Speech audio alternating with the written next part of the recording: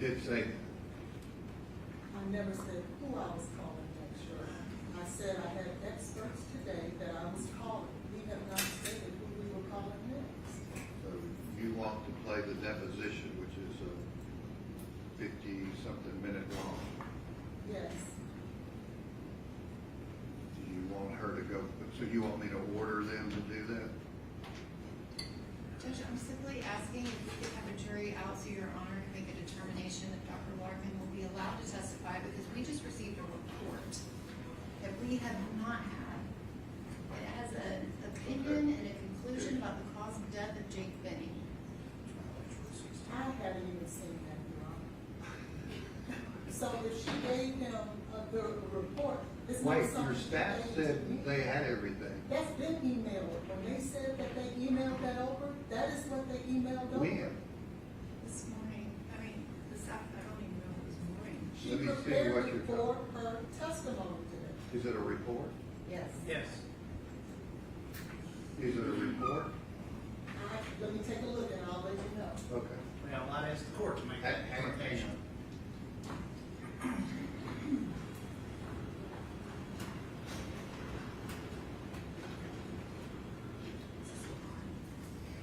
Judge, we received Hang it. on.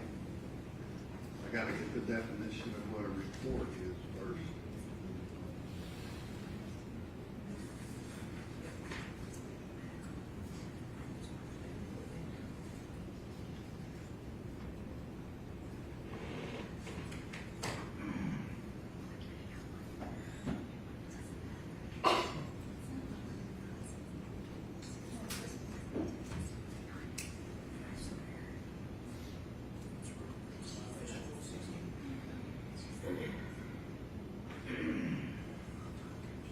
It is definitely her opinion, so, but this is not something that we've had in the past. This is something that she formulated for her testimony. When? I'm assuming, I would have to ask, probably yesterday. Letter, is it a sheet? Yes, I'm Letter. sure it's yesterday. See if Dr. Kelly Larkin is out there. No, she's not here yet. She is my last witness. So I was under the assumption that I could call my witnesses in the order that I wanted to. That's normally the case. I was just Okay, trying so- to help do this jury out here while Dr. Carney was here. She's not here yet. So let me have that, make a copy of that. Can Dr. Carney come back? Who is Janice Lindsay? She is a toxicologist. And who is Dr. Mario Bartolome? He is a toxicologist, medical review officer. And they're gonna be testifying about, someone said the cause of death? In regards to Dr. Larkin, yes. And Dr. Kelly Larkin is what? She is an ER doctor, a medical doctor. Not a forensic pathologist. No.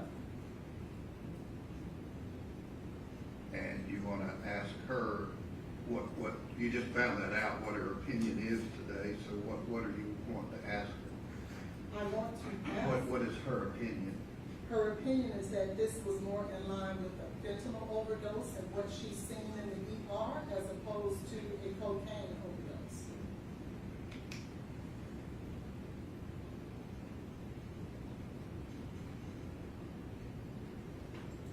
Based on levels of fentanyl that are not reported. No, based on the symptoms that were explained Symptoms. and described. Okay, so back to my question, whether Dr. Carney is available prior to Dr. Larkin testifying, if she does. Judge, are you asking if she's available tomorrow based on? No, we're gonna finish today, I'm talking about today. She will move things to be here. Okay, all right, well, I guess we've got an hour-long deposition, and then are the few extra text messages that you're wanting to introduce? Do you have a copy of those? Yes, they're putting it on a thumb drive now. It's where? They're putting it on a thumb drive, so I'm talking about copies, hard copies that I can look at and see if it's relevant. we don't have a printer here, so we would have to go back to We the don't have a school's printer office. here. We do, but it's not paper. So we don't have paper here. So we have to go to Ms. Riddle's office. This is Here, not there's our just office. some paper right there. So get, No, that's not. Thank you. no, it's just 30. So get those printed out now, delivered in here to me, so I can look at them, so we don't waste more time. So we've got potentially, I don't know, I guess Dr. Carney, she can be available for 4 o'clock or something. Okay.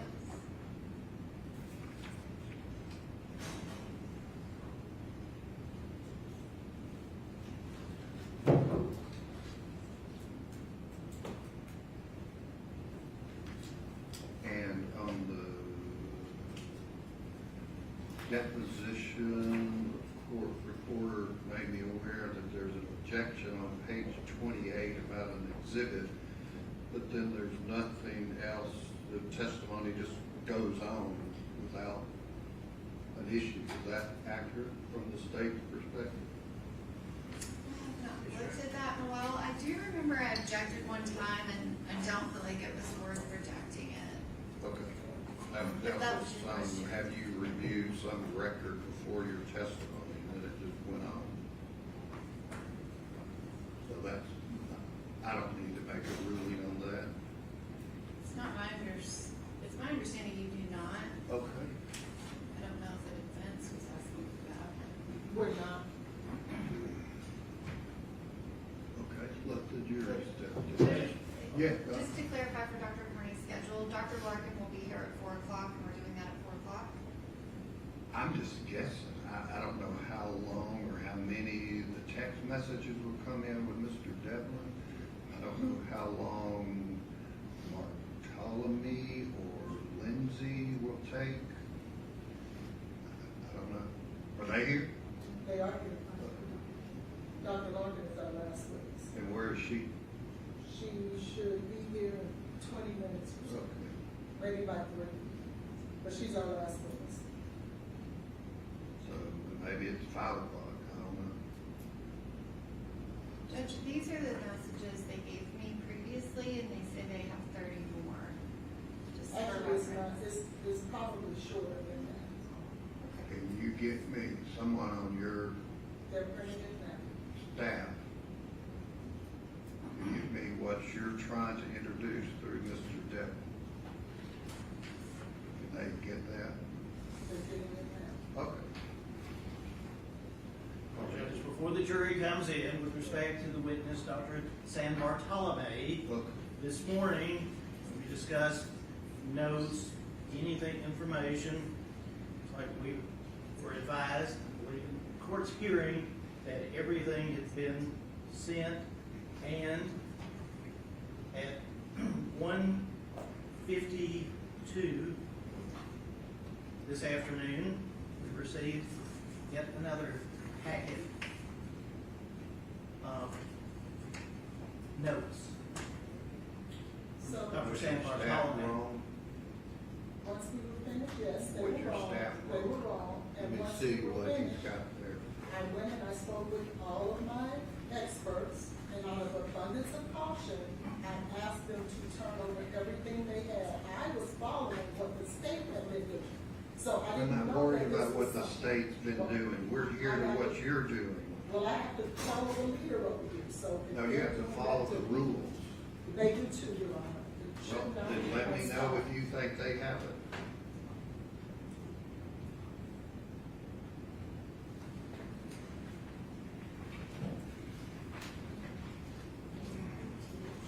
So is this,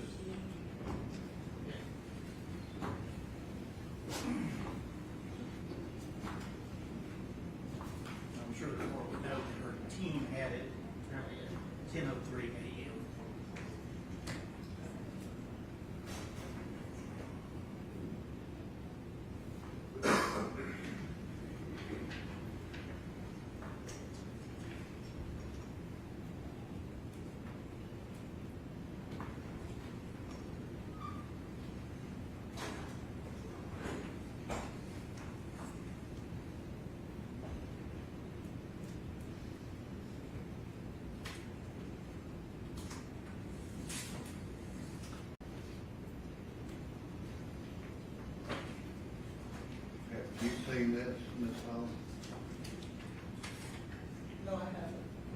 not my witness, can I see it?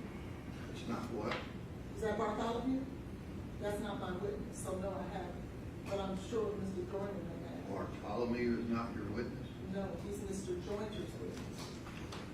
Okay, I thought you were speaking for everybody. Has anybody to the west side of me, to my right, in a southwesterly direction, including the individual seated at defense counsel table, had this? Now, I'm not entirely sure what that is, but I did receive the email at 10:03, which I did. Why didn't Ms. Hollins know that you were, why didn't you pop up and say, hey, wait a minute, whoop, whoop, wait a minute? I could have, Your Honor, I didn't check my email, unfortunately. So you didn't get that until when? Or when did you, I know it was sent 10:03, when did you get it? I believe whenever we was anticipating breaking for lunch, Your Honor, I double checked my email. Anticipating, when was that?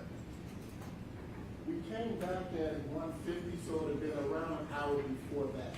Okay, so when Ms. Hollins was saying that's it, and confirmed with Ms. Miller or whoever the young lady is, that that's it, you knew it wasn't?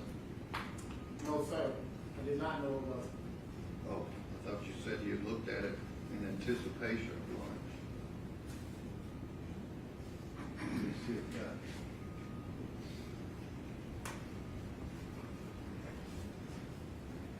Is the defense anticipating getting into information in this document? What information specifically are you referencing, Your Honor? The sensitivity of identifying a woman with a substance abuse use problem is 80 to 88%, and sensitivity is 35 to 37%. I have no idea what that means, but that's what I'm asking about. It is my understanding that Dr. Mario has treated pregnant women with substance abuse issues. Substance use issues, rather, not abuse, but substance use issues. So, what does that have to do with this case? We have a pregnant woman who we believe had substance use issues, Your Honor. And then he's gonna say what? He's going to opine as in his professional opinion about whether or not being pregnant is a barrier or an automatic stoppage to a person using substances. Well, everybody in the nation knows that. It's not like when it comes from an expert, Your Honor. Because this goes back to our previous objection to So you're discuss- wanting, hang on, you're wanting this jury to hear from Mr. Dr. Bartholomew that pregnant women should not use drugs, alcohol, or illicit substances.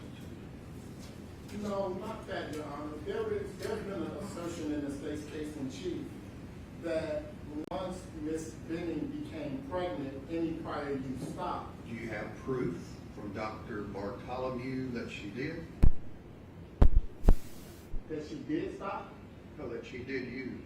We believe that she continued to be involved in Does he know that? Yes, he's reviewed the records in this case, Your Honor. What record? He's reviewed medical records, he's reviewed text messages, he's reviewed... What medical records show that she was using drugs? Medical records show the absence of a test while she was pregnant, Your Honor. Absence of a what? Testing, drug testing. Actually, there was testimony Does that mean she used? No, that does not mean that she used, but she did have cocaethylene in her system, which suggests that she could have. Everybody, they're saying she used too much cocaine. Y'all, but they were silent on alcohol, Your Honor, and there's cocaethylene in her system.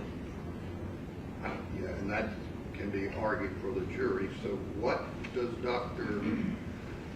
Bartholomew have any information about directly about Ms. Benning's drug usage?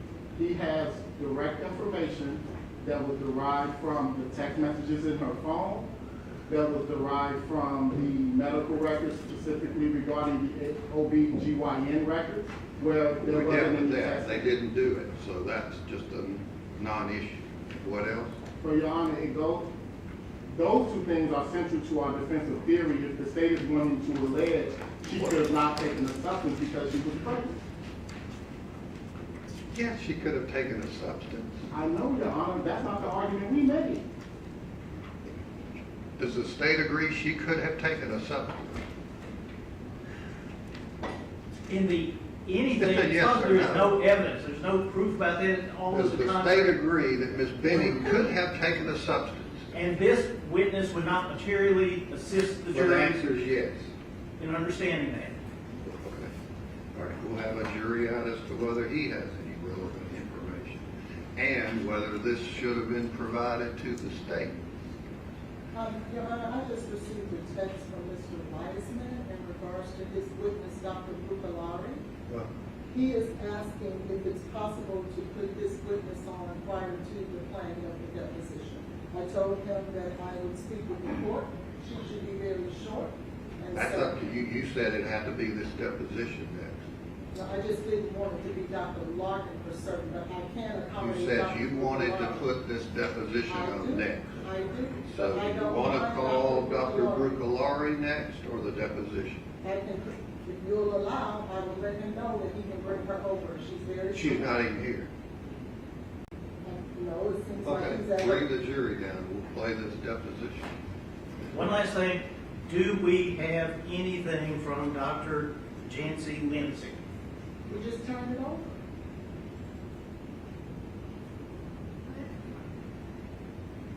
Is that the notes that you were throwing around? Those Joe? are not even notes. Those are articles that she relies on. It's not Jinx material. It's not anything that we are turning over or trying to admit, but out of an abundance of caution, we turned it over.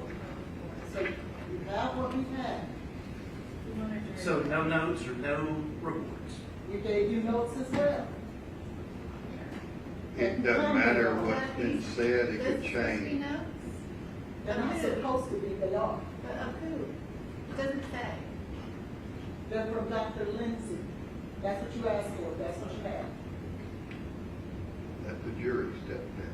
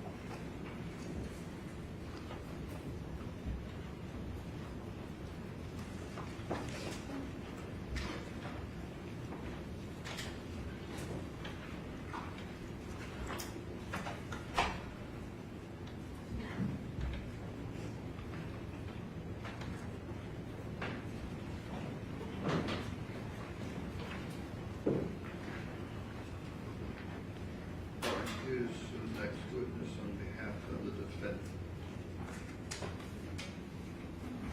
The defense calls Alyssa Smith by deposition.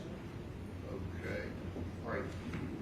Ladies and gentlemen of the jury, this witness, by agreement, their deposition was taken since they were unable to be here this week or some reason that the party's aware of that they couldn't be here, so that's gonna be played for you and you can analyze that testimony as you would if the person was here and live and in person. Okay.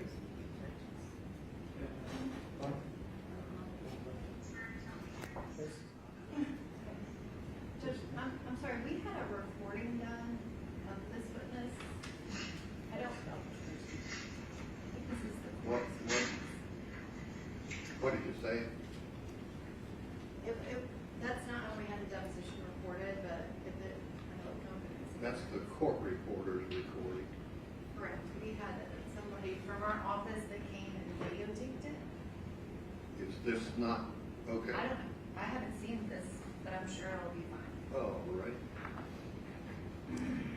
Just for the record, this is the deposition of Alyssa Smith related to State versus Blaze Taylor on Friday, April 17th, 2026. Ms. Smith, could you please state your full name for the record? Yep, Alyssa Smith. And could you spell your first name for the court reporter? Alyssa. Ms. Smith, where are you employed? Vanderbilt Lifeline. And you said Vanderbilt Lifeline, is that correct? Can you explain what is Vanderbilt Lifeline? We provide pre-hospital care across a bunch of different service lines, from events to flight to ground transports. And what is your position? I'm a critical care paramedic. Can you explain what the critical care paramedic does? We provide life-saving interventions in the pre-hospital setting. And that pre-hospital setting, can you describe, are you on an ambulance or some type of vehicle, or where are you normally physically working? In my current role, I can be positioned on an ambulance, or I can just be in a venue. It just kind of depends on my assignment. And would you ever sometimes be at Vanderbilt University Medical Center? Working currently, no. We're not working at the hospital. And how long have you been in that position at Vanderbilt? In my current role since fall of 2023. And prior to fall of 2023, what did you do? I was working in the ER at Vanderbilt Adult, And what was your position in Vanderbilt's emergency department? paramedic. And can you describe what was your role in patient care when you were a paramedic in the Vanderbilt emergency department? We were mostly support for the nurses. Anything that they would need, IVs, medications, we would work traumas, anything that would come in. We were just kind of support for the doctors and nurses there. Okay. And that position is an EMT position, but it's a position at Vanderbilt Hospital. Is that correct? Yeah, it's a paramedic position. And so there are other paramedics that would work for National Fire Department with ambulance services. Is that correct? Okay. And specifically, were you working in that position as an EMT at Vanderbilt Emergency Department in February of 2023? Yeah, I was working as a paramedic. And were you working specifically on the night of February 25th, 2023 into the early morning of February 26th? I was. And while you were working, were you involved in providing any patient care to patient Jade Benny? I don't remember.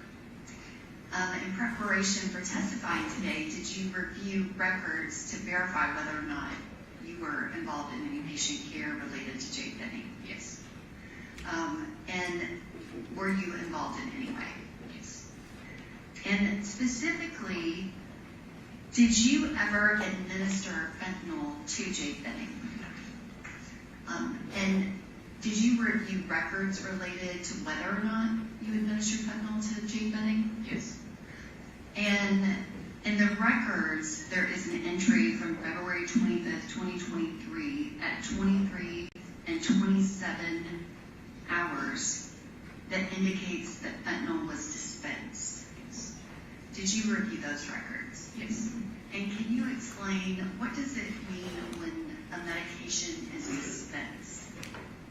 When we are pulling it from the medication dispensing machine in preparation to either have it on hand to give or to give to the patient. And did you locate in the records whether or not you actually administered that fentanyl that was dispensed at 23 hours and 27 minutes on February 25th of 2023? No. And no, you didn't review the records, or no, it wasn't? It wasn't administered. Okay, so it was not administered. No. Did the records indicate what happened to that fentanyl that was dispensed? It was wasted. And can you explain why would it be wasted, and what does that mean? Yes, on the note on the document, it states that patient condition changed. And so that fentanyl specifically was not administered to the patient, is that correct? That's correct. If I can have just a moment.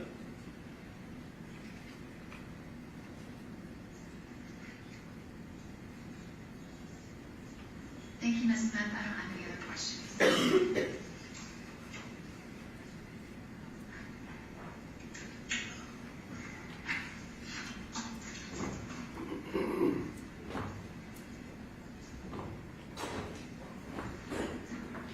Ms. Smith, good morning. Good morning. My name is Letitia Quinones Hollins, and I'm going to be asking you some questions. If at any time you don't understand anything or you feel like I need to rephrase, please let me know, and I'll do my best, okay?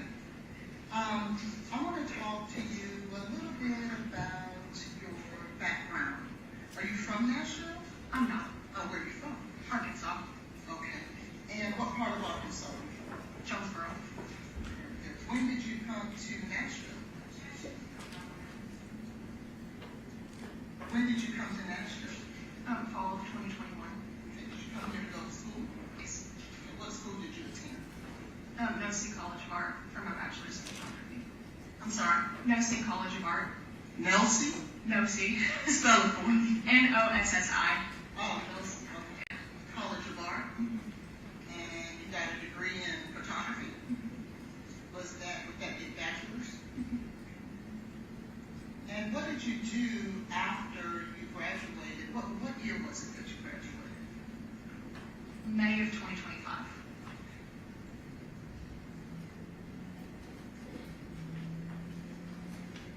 So just last year? Congratulations. How old are you? Thank you. 26. And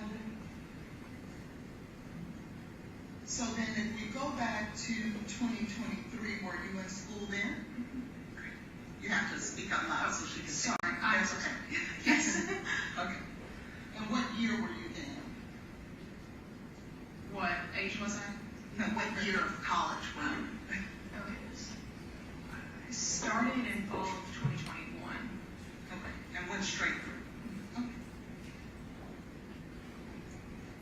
When you were doing your studies at Nosy College of Arts, did you get any type of training in any medical training there? From the college, no. Okay. And did you get any type of medical training anywhere? Yes. And where was that? Arkansas State University. Okay. So I'm assuming before you came to Nashville, you were also in school in Jonesboro, Yes. at Arkansas State. Yes. And what were you studying there? That's where I obtained my EMT basic and my paramedic license.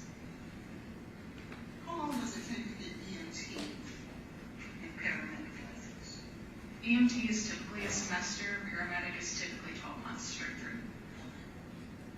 Does the semester that you take for the EMT go towards the year to become a paramedic as well? So they're separate and apart. Yes. And so then that would be a year and a half that you studied in order to become an EMT and a certified paramedic as well. Yes. What is the difference between an EMT and a paramedic? Scope of practice. Scope of practice. What is the difference in the scopes? A paramedic is able to treat and do more, interpret 12 leads, start IVs, administer medications. Things of that nature. Yes. And an EMT is only able to do what? They're typically the driver, and they're there to support their medic and, anything they can help them do during treatment. Okay, fair enough. They are not allowed to administer medication? Tennessee is different with advanced EMTs. I was a basic in Arkansas, so I know they're allowed to do some here. I don't know because I was never an advanced. Okay, sounds good. So as a paramedic, though, you were able to administer medications. Yes. What year did you receive your paramedic certification? 2021.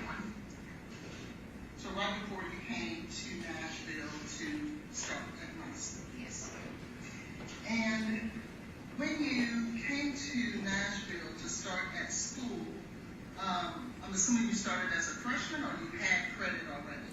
I had transfer credits. Okay. Were you still a freshman? Huh? Yes. And were you working during that time? Yes. Okay. And would that be 2021? And where were you working? When I first started school, I was at Emerson Ambulance back home, and then I started working at Hobby Lobby for a little bit to take a break. One of my favorite places. Okay. And what about when you came to Nashville? That Hobby Lobby was here in Nashville. Oh, hi, okay. Yeah. How long did you work at Hobby Lobby? Roughly 5 or 6 months until I started at Vanderbilt. When did you, so did you have any employment between Hobby Lobby and Vanderbilt? When did you start at Vanderbilt? March of 2022.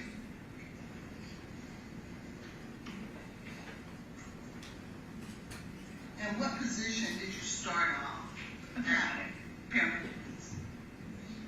What department? Would that be emergency? Yes.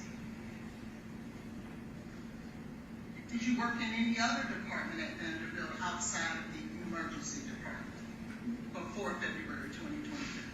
No. Okay. So, by the time that you, I'm sorry, by the time it's February the 25th of 2023, you have been at Vanderbilt working as a paramedic in the emergency department for almost a year. Is that fair? Yes. And I'm assuming you were going to school during the day Yes. and then working at night. Yes. What were your hours during that time? If it was I started on night shift from 7P to 7A, and I moved to a mid shift from 3P to 3A at some point. I think I was working mid shift by then. Okay. So 3 p.m. to 3 a.m. And I'm assuming you guys work 12-hour shifts. How many days per week were you working 12-hour shifts? 3 to 4. So it's full-time and full-time student. Yes. Could you tell us exactly what your title was from March of 2022 to February of 2023? Paramedic. And nothing else in between? No. Did you hold any supervisory roles or anything of that nature? The last 2 months that I was employed in the ER, I became a paramedic lead. Okay. That's it. And can you tell me when would the last 2 months be? I know you said August and September. I left September 24th. September 24th. So September 2024, that's when you moved to your current position. 2023. 23, yes. Okay. So September of 2023 is when you left the emergency room department and came to your current position. Yes. And your current position again is? A critical care medic for Lifeline. Is that viewed almost as if it's a promotion, if you will? Or it's just like a lateral move? Lateral transfer. Okay.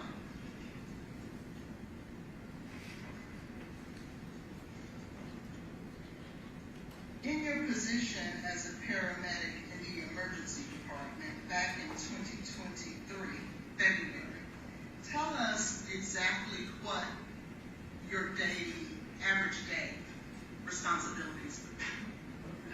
So I would come to work, clock in, check off all of our equipment throughout the department, look at the board, see what patients we had, get off-going shift report from off-going paramedics,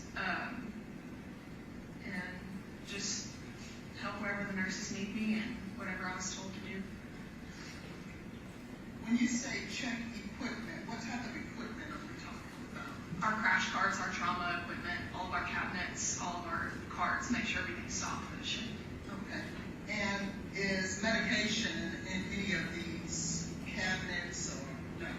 So what would be in your carts and cabinets and things of that nature?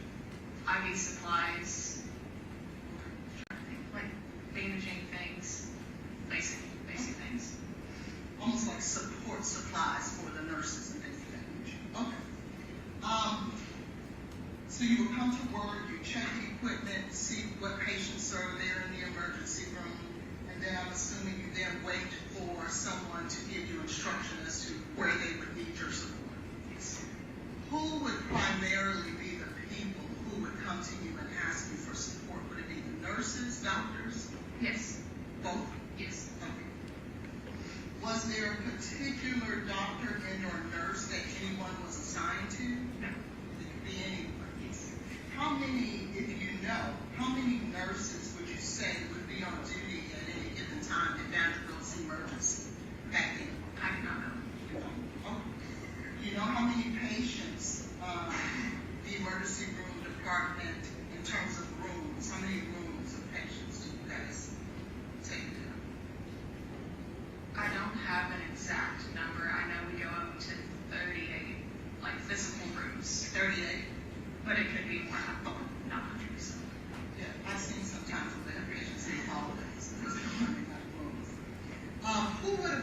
supervisor back then?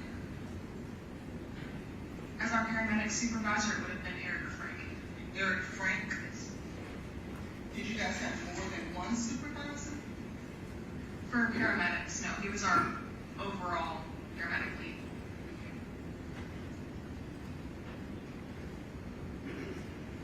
So outside of Mr. Frank, everyone was in the same role and position? Yes. Were you supervised directly by any doctors and or nurses? No. And so you, on February 25th of 2023, I'm assuming based on your prior answer, the only reason you remember that you were working that particular day is because you checked the records. Yes. And that makes sense, right? It was 3 years ago. You're stating that you were on duty there from 3 p.m. to 3 a.m. during that time? I believe if it was my normal shift, then yes. I don't know exactly what my shift was.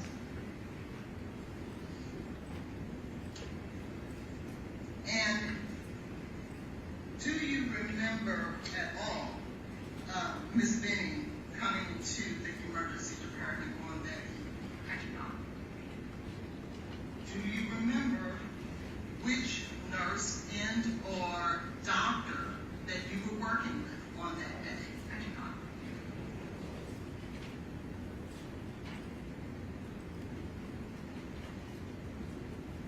Do you remember whether or not during that time that there were more than 38 patients, or it was pretty hectic during that time, or if it was just a normal call day? Do you remember anything like that? I do not. I should probably just ask you this. Do you remember anything about that day? I do not. And trust me, it's fair. That was 3 years ago, so that's fair. Okay. During your position and your daily duties at the emergency department, do you ever have interaction with family members or things of that nature? Yes. And what type of interactions would you have with individual patients, family members, and things of that nature? If they're in the room, treatment plan of what we're doing and what's going on and everything. Would you be the individual that communicates that treatment plan to the family members? It's typically the MDs, but if we come in and we start doing something, that's when I would explain what was going on. And when you say that you would explain what was going on, you would explain what? Like, hey, I'm about to start an IV. Okay. Typical things. Not what the doctors are going to do, just this is what I'm going to do. Correct. Now, do you have any authority to, on your own, determine what type of medication a patient should receive? Not in the ER. Not in the ER. Okay. Do you have on your own any type of authority as it relates to any type of treatment, not medication, but an IV and or a bandage or anything like that? Can you assess a patient on your own and say, this patient needs an IV or this patient needs a bandage? I have to obtain orders from the doctor. I'm sorry. I have to obtain orders from the doctor. From the doctor. Can you obtain those type of orders from a nurse? Yeah. Only a doctor. Yes. And so when you looked at the records for Ms. Benning back on February 25th of 2023, I'm assuming you noticed, like we all, that you had pulled some medication that day. And you said before that you dispensed medication. Yes. Tell us again exactly what dispense means in the EMT emergency room department world. Pulling it from the machine that stocks it, that hat where it's stored. Just pulling it out of the machine. Okay. And so if anyone is like me, what do you mean pulling it out of the machine? What does that mean? We go in, type in the patient's name, type what medicine we need, and like pull it out of the machine, and we have the medication now. Okay. So I'm assuming then there's some type of machine that houses medication. Yes. And that machine, does it house all medications or only controlled substances or things of that nature? It houses all medications. It's not only controlled substances. Okay.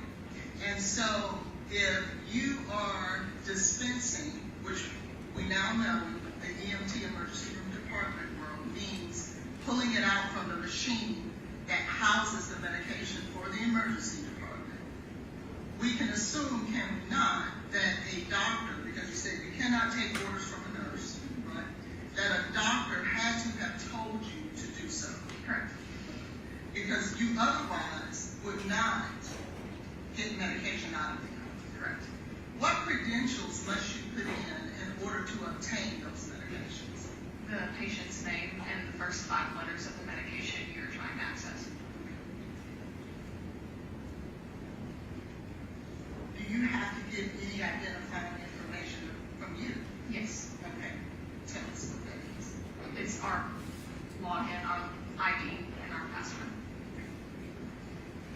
Anything else besides your ID, your password, the name of, the first 5 letters of the name of the patient, and the actual medicine? It's the first 5 letters of the medication and the name of the full name of the patient. Okay.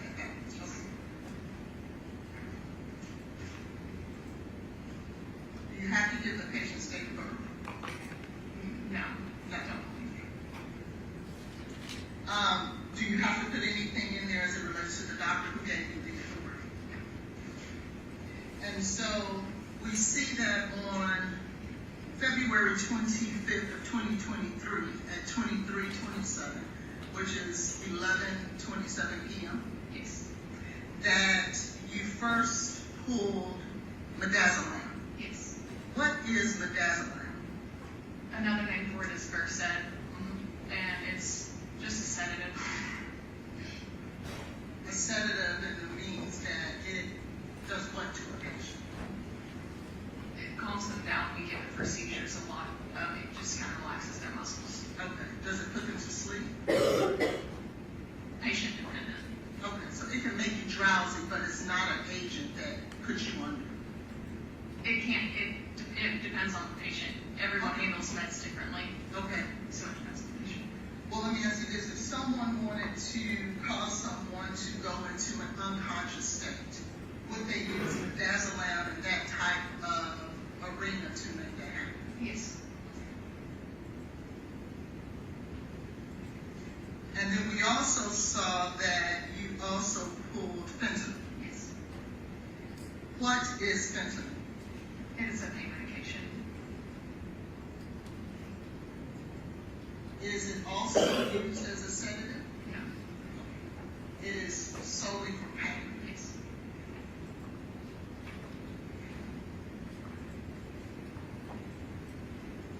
So one can assume then that if you are administering pain medication to a patient, then that patient had to have been in some sort of pain. Yes.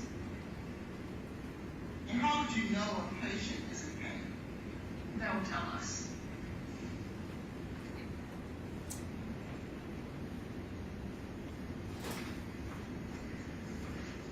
I noticed, if I could, you reviewed your records when you Yes. prepared for today. Yes.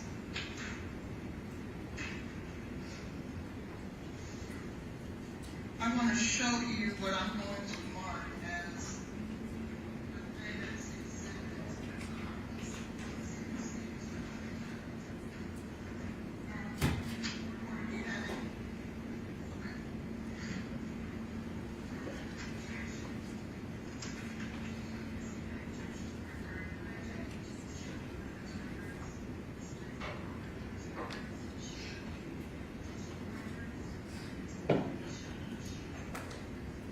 Okay, can she tell me? Since she's a witness. I'm gonna mark it once they get, that's Appendix Exhibit 1.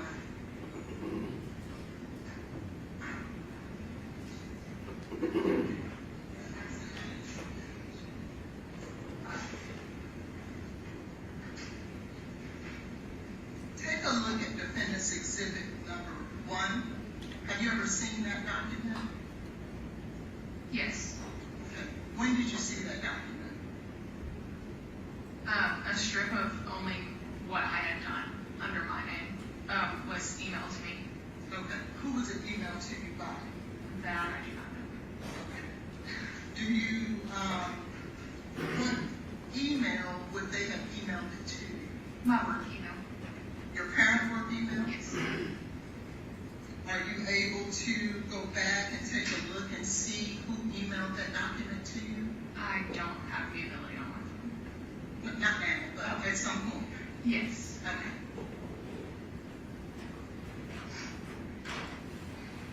Do you remember when it was emailed to you? No. Was it this year? Yes. Was it in preparation for your testimony today? Yes. And you just don't remember who it was? No. Who have you been in contact with in preparation for your testimony today? My lawyer, Who is your lawyer? Anthony Bills. Have you been in contact with anyone else? No. I got the subpoena emailed to me and that was it. Okay. So then the only person that you've been in contact with as it relates to your testimony here today was your attorney? Yes.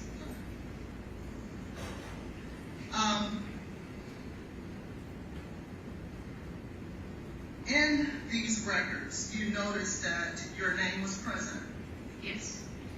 Do you also notice where it states ABS override pool? Yes. What does that mean?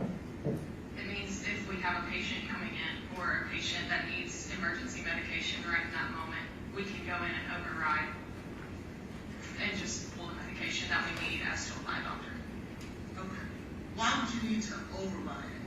Because they don't have time to go in and put the orders in the computer. Because it's an emergent situation and something's happening that we need those medications. Okay, so is there another protocol for or dispensing, medication outside of this ABS override that would not require an override? No. So in every instance that you want medication, you have to do an ABS override? Oh, no. Okay. So what would you do if it wasn't an override, I should say? The orders would be put in by the physician and we would go in and be able to pull them. Okay, so then what you're saying is that the normal protocol is that a doctor would put in orders for medication. Yes. And it is because of those orders that you can then go to the machine that houses the medication. Does that machine have a name, by the way? The Omnicell. Omnicell? O-M-N-I? S or C-E-L-S? Yes.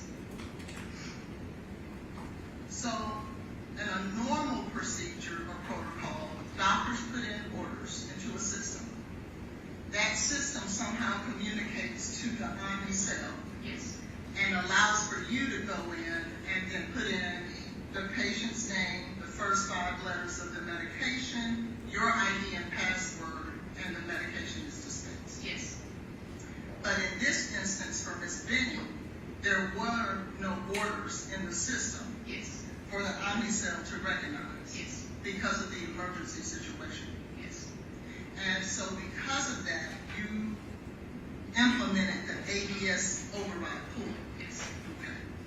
And what exactly is the override pool?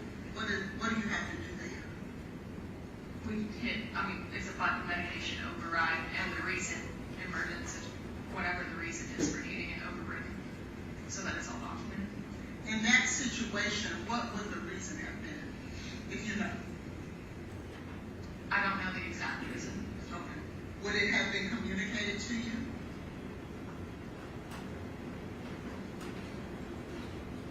Yes. Okay. Who would have communicated that to you? The pharmacist or the doctor. Okay. Is it required for you to put in that reason every time you do an ABS override? Yes. Without that, you cannot administer it. I'm sorry, dispense it. Correct. Okay. And so then we can assume that when you did this ABS override pool, there was a reason stated as to why you were able to do that. Yes. When you put that reason into the system, Are you also inputting the individual who communicated the reason to you? No. Just only the reason? Yes. Okay. How many doctors would you say are on duty at any given time during the 3 p.m. to 3 a.m. shift? I don't have an exact number. Would it be more than one? Yes. Okay. More than 5? Yes. More than 10? I don't believe so. Okay. So somewhere between 5 and 10. Yeah.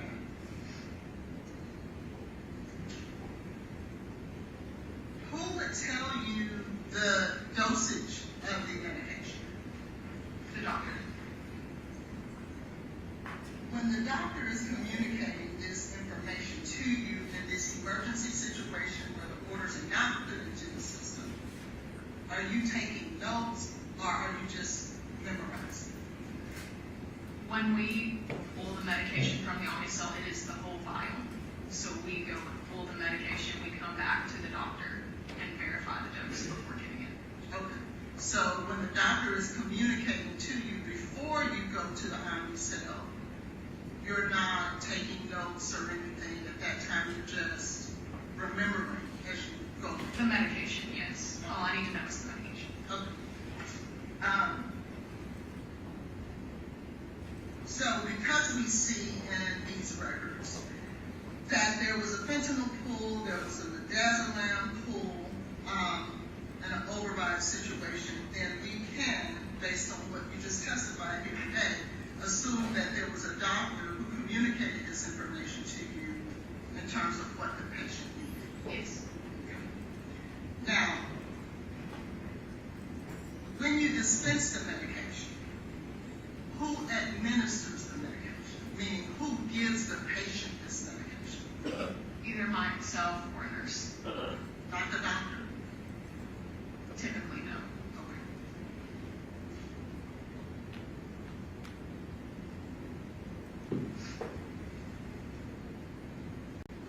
And how is fentanyl and midazolam administered to a patient? Through an IV.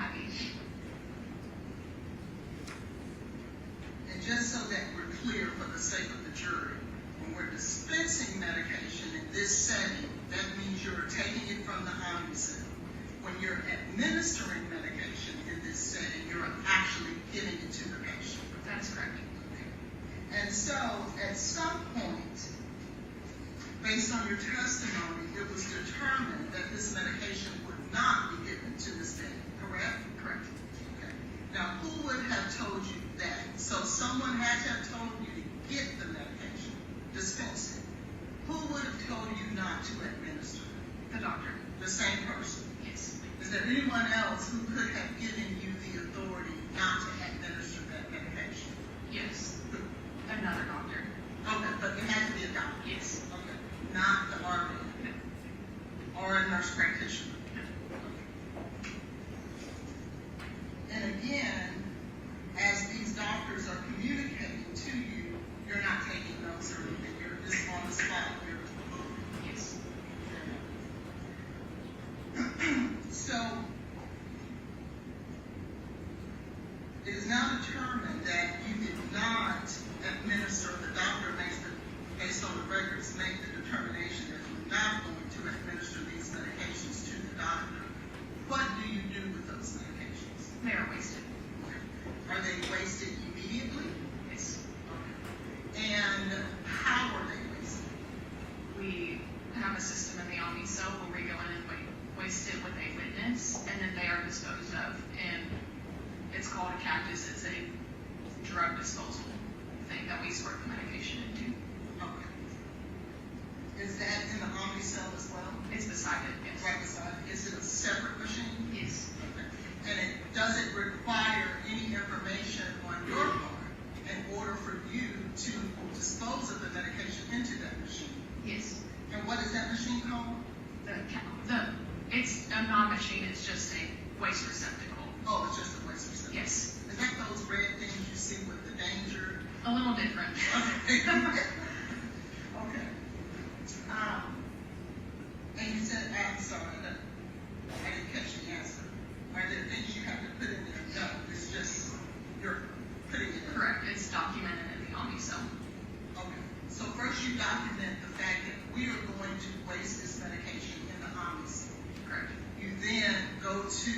receptacle, for lack of a better word, and actually squirt that medication from the syringe Yes. into the receptacle? Yes. What do you do with the syringes? Throw them away. In the trash or something? Is there a special place for you to dispose of the syringes? Yes, we have trash cans and biohazard trash. Okay.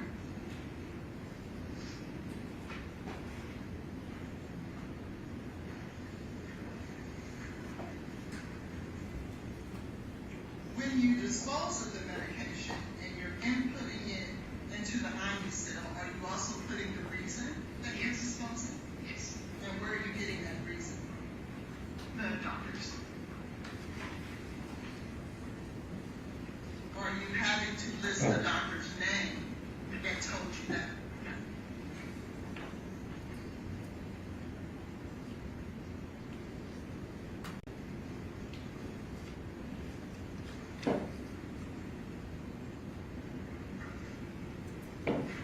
And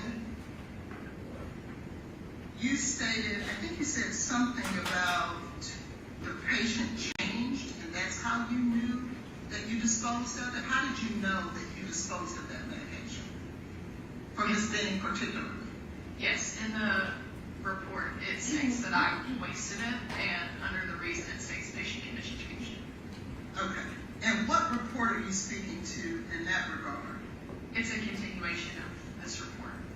Okay. A continuation, you mean medical records? No, it's all of the, it's in the medication report. Okay. On the document Defendant's Exhibit 1 that's in front of you, is that information on this sheet? So there's another document somewhere that states that? Yes. But it's not a UNC medical record? Yes, it is. Okay. Would your name be attached to that as well? Yes.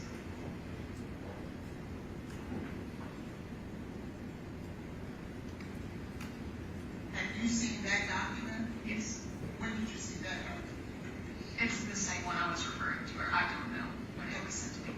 I'm sorry. That's the one that was emailed to me. I'm not sure exactly when I received it. In addition to Defendant's Exhibit 1? I only received a strip that showed my name and like what I did. I didn't receive anyone else's name. It just showed my name and my involvement. Okay. And that, was it a screenshot of a document? Yes.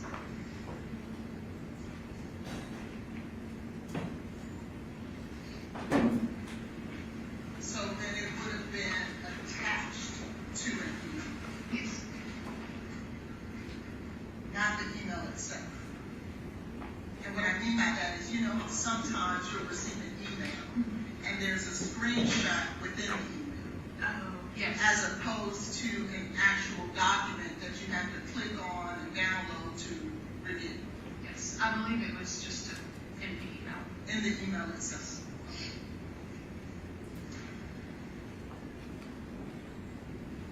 And just so we're clear, because I don't want to confuse that, what you received is different than Defendant's Exhibit 1. Yes, it's less information. It is only it has these two parts on here and only what I was involved in. It doesn't have, it's not the full of all the other medications. It's only what I was involved with.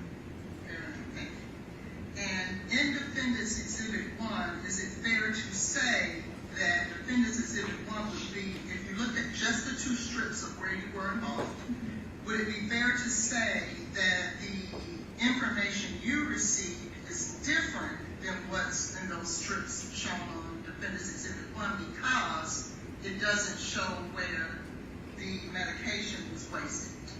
Correct. Because in Defendant's Exhibit 1, we don't see that, right? Correct.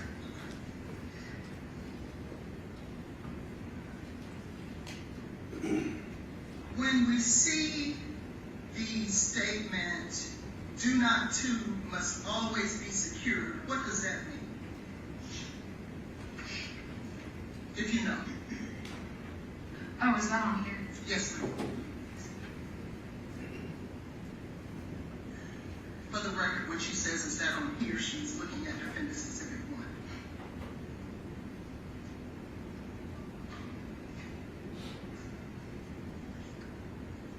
1. Where on the, oh, there it is.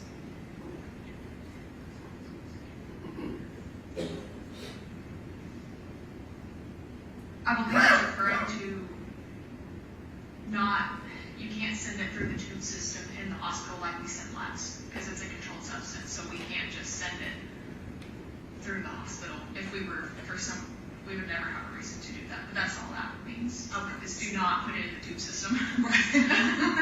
Let's keep those separate and secure. Yes. When we see the status as active, what does that mean? On the right-hand side.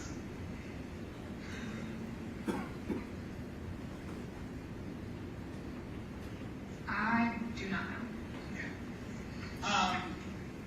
When you look at it, it says ordering mode standard. What does that mean? I also do not know.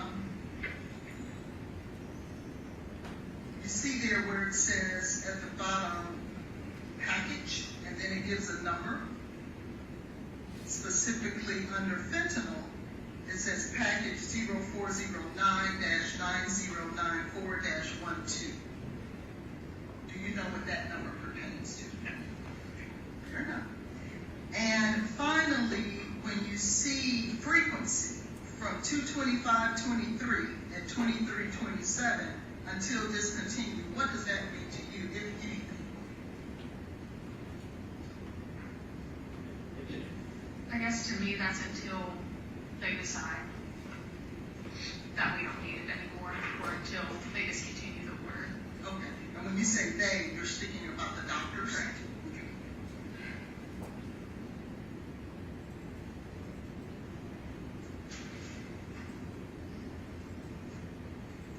And to be clear, you would have nothing to do with the decision to administer these medications? Correct. Yes, okay. And you would have nothing to do with the amount of medication that is determined that needs to be administered? Correct.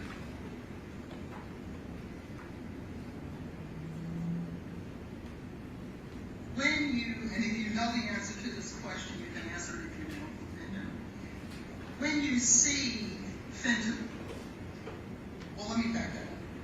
If someone was coming in for a potential overdose for any type of drug, would you expect to see fentanyl administered? If you know the answer, if you don't, that's fine.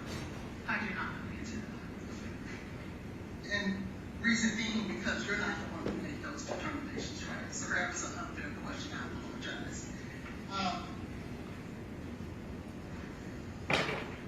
But what we can say is that we know for certain, based on the records you reviewed, that at 23:27 on February 25th, 2023, although it states that fentanyl was dispensed, you did not, and anyone to your knowledge, administer fentanyl to Ms. Jade Benny.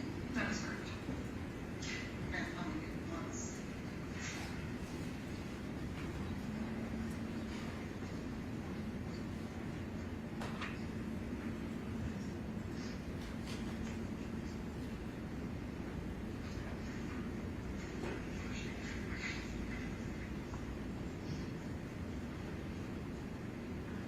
So, Ms. Smith, we're going to, I'm done at this time, but, and this is beyond your purview, but I want to say it on the record. We would like for you to grab that document, that medical record, where it states that you actually disposed of it, so that we could at some point talk to you again about it. And we'll work with the prosecution to that regard, okay? But we do want you to look. Okay. All right, at this time, the pass it, please.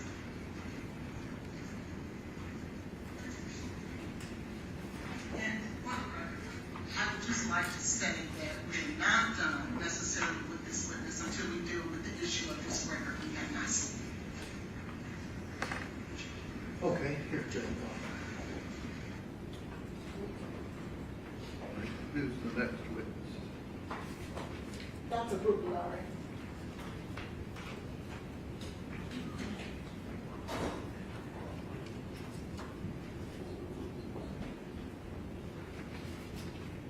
And I believe, Ms. Collins, this is in the medical records, but you mentioned it during the deposition. Do you want this marked as a separate exhibit? Yes, please. All right, release 60.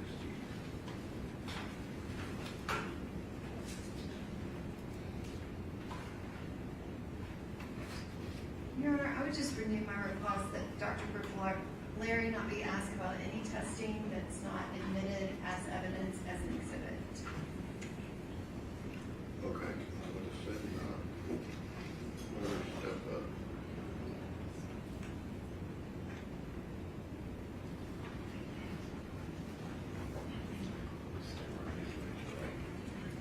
Do you swear the testimony you're about to give to be the truth, so help you God? Yes.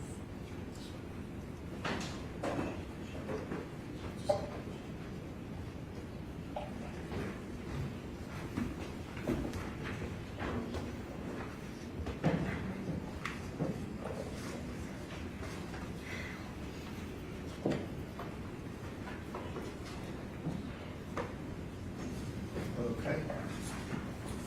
Good afternoon, Dr. Brucolari. How are you? I'm doing all right. Brucolari, I'm sorry. Can you please state your name and spell it for the record? Sure, it's Dr. Rebecca Brucolari, R-E-B-E-C-C-A,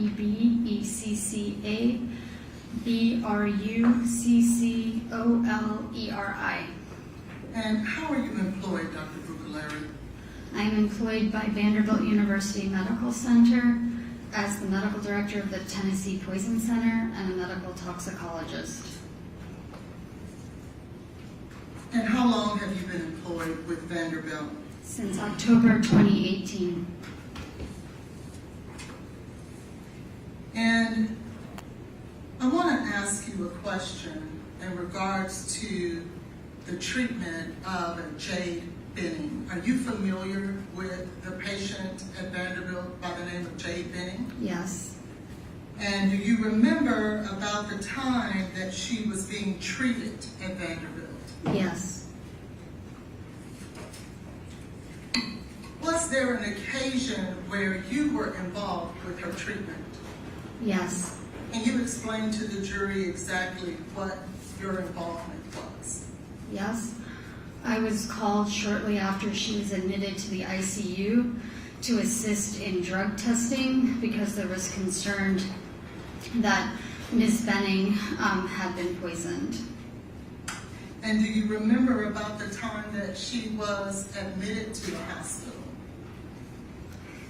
She was admitted at about 9 to 10 p.m. on February 25th, 2023. And who contacted you? Well, let me ask you this. What is your role there at Vanderbilt directly? I provide inpatient and outpatient medical toxicology consults. Okay. What exactly does that mean? So I can provide advice on toxicologic cases, so whether or not someone's been poisoned, intentional overdoses, unintentional overdoses, adverse medication reactions, and envenomations. And you just stated something about unintentional overdoses. Is that what you stated? Yes. Okay. Can you explain to the jury what exactly that means? So a prime example of an unintentional overdose is if a small child finds a pill on the ground that one of their caregivers has left and ingested it, and the management of that. And so what would your involvement be in a case like that? So I would provide advice on how to treat the poisoning. It could be a myriad of drugs that could be one, but for example, something like a blood pressure medication could be ingested by a small child, and then I would provide treatment recommendations to the team on how to manage that.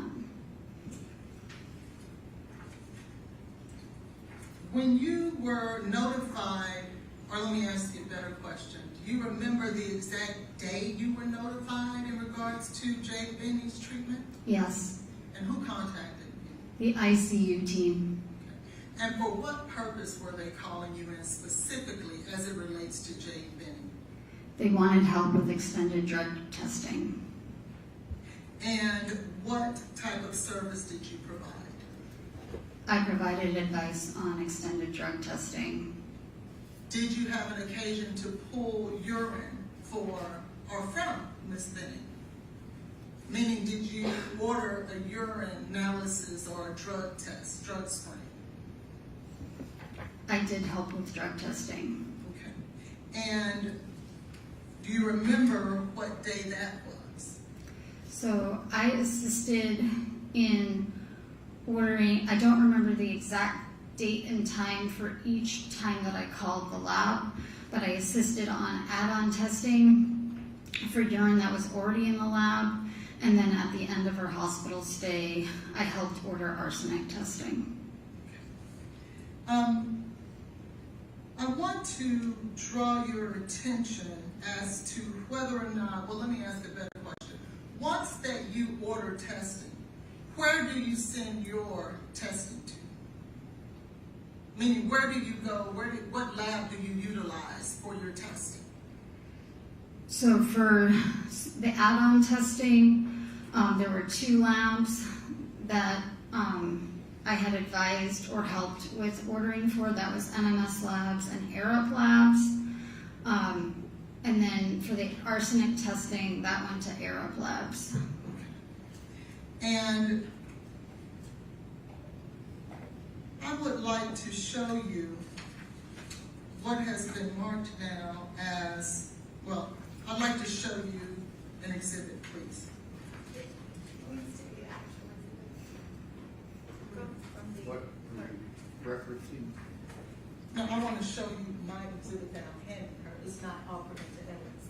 Your Honor, Dr. Bergaleri cannot authenticate documents, but it's very specific. She needs to be called about what's already been introduced. That's what I meant. You said it was an exhibit. What number? No, it's not an exhibit that's already been introduced. She's a witness. I don't understand why I can't give her a document, and if she can authenticate it, why am I not allowed to enter it into evidence? Let the jury step down the hallway.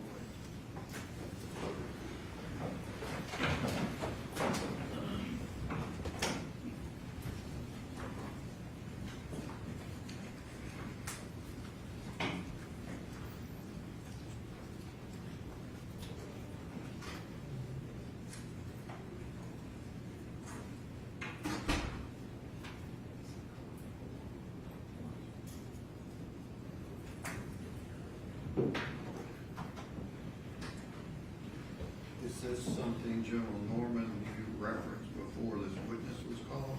Yes, Your Honor, it's exactly what I referenced before this witness was called. And what, I don't know, what tests are you talking about that haven't been made exhibits? I'm sorry, I thought you were asking me. No. Your Honor, work order 23078883, which is what this is about, it was not introduced as an exhibit. Dr. Mithun we did not submit it. Dr. Mithun did not testify about it. What is it? It is a urine test on a urine that was collected on 2/26/26 at 0922. We did not submit that lab test through Dr. Mithun. This is part of the NMS lit pack. Dr. Mithun is not here to testify about any of the test Well, results. I don't know. I guess my question, why wasn't it admitted? I'm sorry? Why wasn't it asked about? We purposely did not ask about it because there was confusion about the date. And that was the limited testimony of Dr. Mithun, is that we showed that the work order was not the same as the one before, that there was one urine sample from that 2/25/23 at 22:59. It was a completely different sample, and that is what was sent to CFSRE. We have had no testimony And this about. one deals with what? Which This one? deals with, that's the thing, it's not in evidence. It's a Which? secondary urine sample. 2/26/1335 or 2/27/23 at 4 o'clock? No, it's neither, I'm saying it's not either one of those. This has not been That's only submitted. 3 I've seen or heard reference to in the medical. Correct. There has not been testimony related to this, other than to point out that the work order was different, and she knew for certain that the sample transferred to CFSRE was from 225, 23, and 2259. What are you wanting to ask this witness, Ms. Collins? Specifically, I would like to address 2 things with this witness. There is in fact an email between this witness and Dr. Bethune in regards to a sample, a designer opioid screen from 225-23 at 2259. In this email, That's been testified about. I'm sorry? There have been references to that. Yes, and there's been an issue as to whether or not that urine screen was in fact on 226 or 225. I have an email in front of me from Dr. Brucaleri where she references a sample from 225-23 at 2259. That date is extremely important to the defense It's because been, that's 225, 23, 2259 is not an issue. it is an issue on our side, Your Honor. That's, If, Your Honor, you is can that make, the urine screen you're concerned about, John Moore? 225, 23, and 2259? That 225, 23, and 2259 is a completely separate work order, and that is in evidence, and she's more than Right. welcome to ask about that. She is trying to ask about this other urine sample that we've had no testimony about. It was not admitted as evidence in any way, shape, or form. Then I guess I need to go back to Ms. Holland. You've not told me anything that the state's objecting to, so what else are you wanting to ask this witness? in addition to that, I would like to offer, there is a test from CSFRE where there is cocaethylene that was found in the urine of Ms. Benning, That's been testified about. not by this witness. Okay, maybe you're jumping the gun, I don't know. She's apparently not asking about any other urine screen. Judge, this email is about a urine screen that is not in evidence at all. NMS has not testified to it. So that doesn't make, Dr. that doesn't Larry matter cannot anything. authenticate anything about the results of this test because we would have to have the NMS toxicologist to There's testify not been about it. testimony about you're saying the only testimony about cocaethylene was from a blood test. No, Judge, I'm talking about the emails and the first test that she wants to ask about. There's been testimony about cocaethylene, right? Okay, so we're talking about a separate issue. Coming from where? Judge, which CFSRE report are you referring to? 2023-0090. I have no objection to her asking That's about. what I said. It sounded like we were jumping the gun. I was going back to the original because you referenced a urine screen, and She was talking about a urine screen. so she's not going to be allowed to. Okay. Show Ms. Holland the group of things that you're holding there when you're talking about objecting, and see if she has any plans of going into that. I got one of these work orders, I am objecting. Yeah, I didn't realize that my evidence was confined to what the state offered into Well, evidence. you would have to be, there would have to be a foundation for it. Who did it, and wonder what, so what is your answer to her question? I'm not trying to offer those test results. Super. She's not I trying am to offer. speaking to this email written by this witness referencing a urine sample from 225-23. The purpose of that, Is that an issue? it is to. I'm not asking you. Oh, I'm sorry. It is if she is going to get into the lab. She just said she wasn't. Well, Judge, Is that accurate? That is correct. All righty. And in terms of, I am wanting to get into the results of the cocaethylene found in the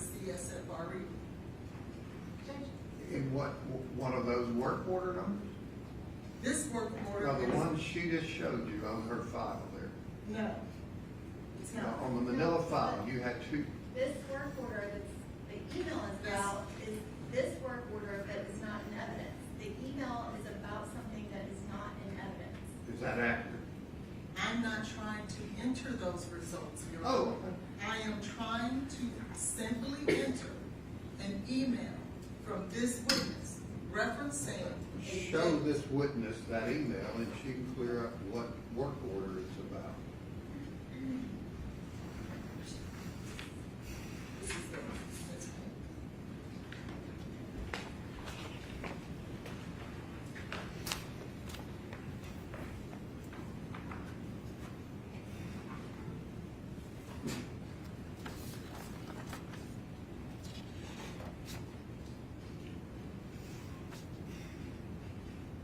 And I included. Hang on.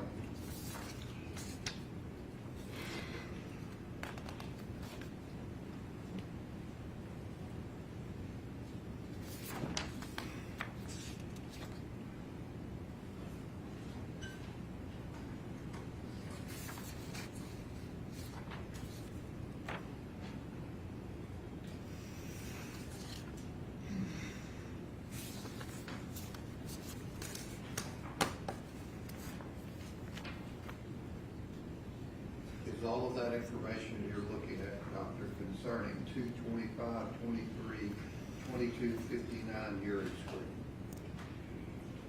So,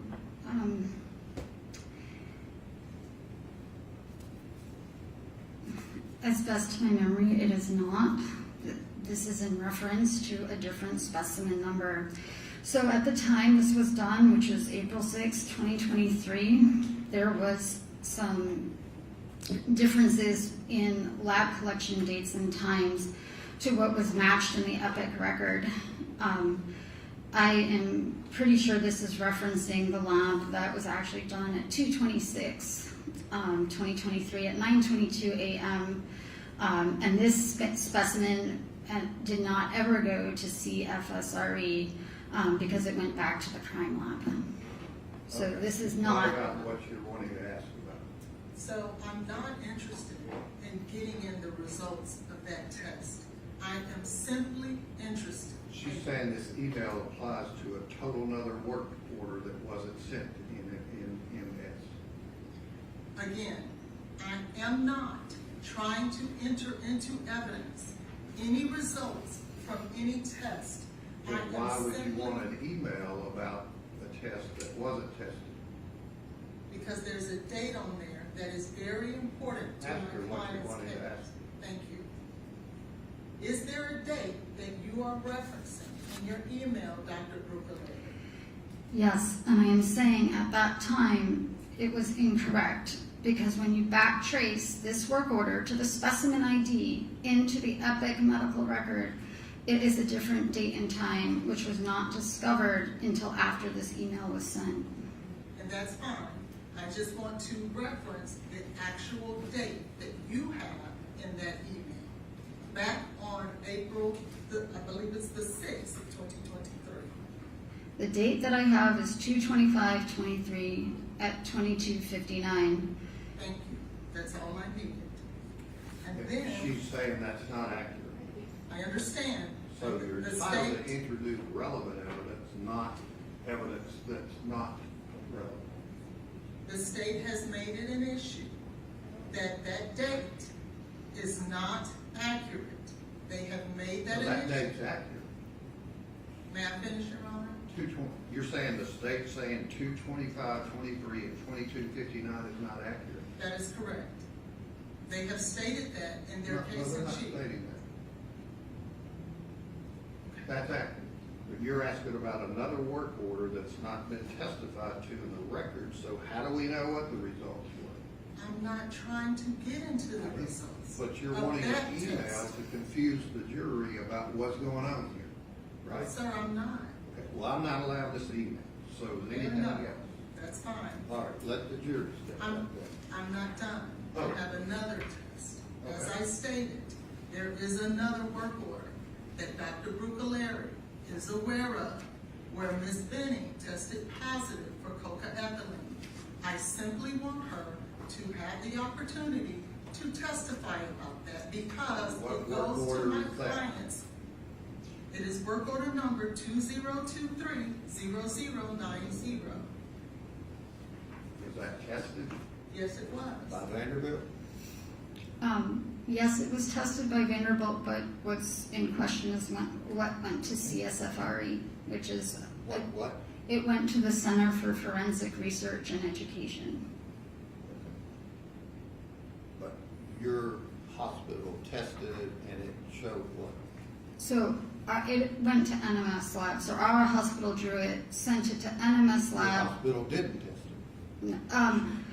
Our hospital sent it for extended drug screening to NMS. I do not. Vanderbilt Hospital test what she's asking about. Could you repeat the question, Your Honor? Did Vanderbilt Hospital test what this lawyer is asking about? I don't know if they ran tests on that sample She doesn't themselves. She has personal knowledge that Ms. Bennett tested positive for cocaethylene. Is that accurate? Yes, From what source? that's from the Center for Forensic Research and Education. She didn't do the testing. But she has personal knowledge and It'd be hearsay. she's a toxicologist, Your Honor. And she's treated Jane But Bennett. you want everything to be reliable, right? No, what I would like is Y'all for want this, everything to be reliable. may I finish, sir, please? Just answer my question. I You would want love- all the test results to be reliable. I would right? love for that. Okay. But Well, that's we not don't the have the case. people that did this test. Did you subpoena them? I don't need the people to be Well, there then she test. can't testify about the results of someone else's test. She can testify about her personal knowledge She doesn't because have personal knowledge. she just told you she did. It's from another testing agency. It doesn't matter, she got, Okay, well, I you think can make it's your got- ruling, Your Honor, and that's I fine. ruled, so that's out. So And what is your else do you ruling? want? I just said it's out. Thank What you. else do you want to ask her? There's nothing else. Okay, let the jury step in. Can I get my test back, please? Sure. Subpoena somebody from the lab.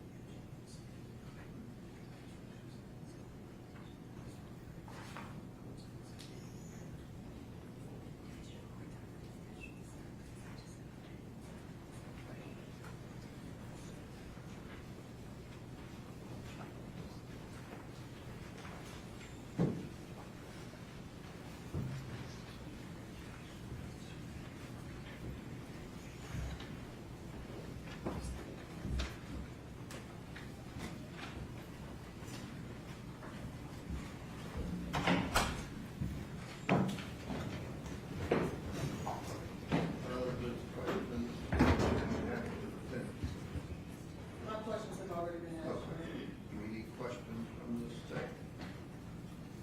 No, Your Honor. All right, thank you. You did step in. Let's do with the next witness. The defense calls, Eric Devlin.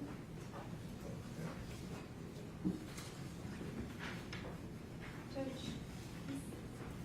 All right, well, yeah, get here, somebody, let the lawyers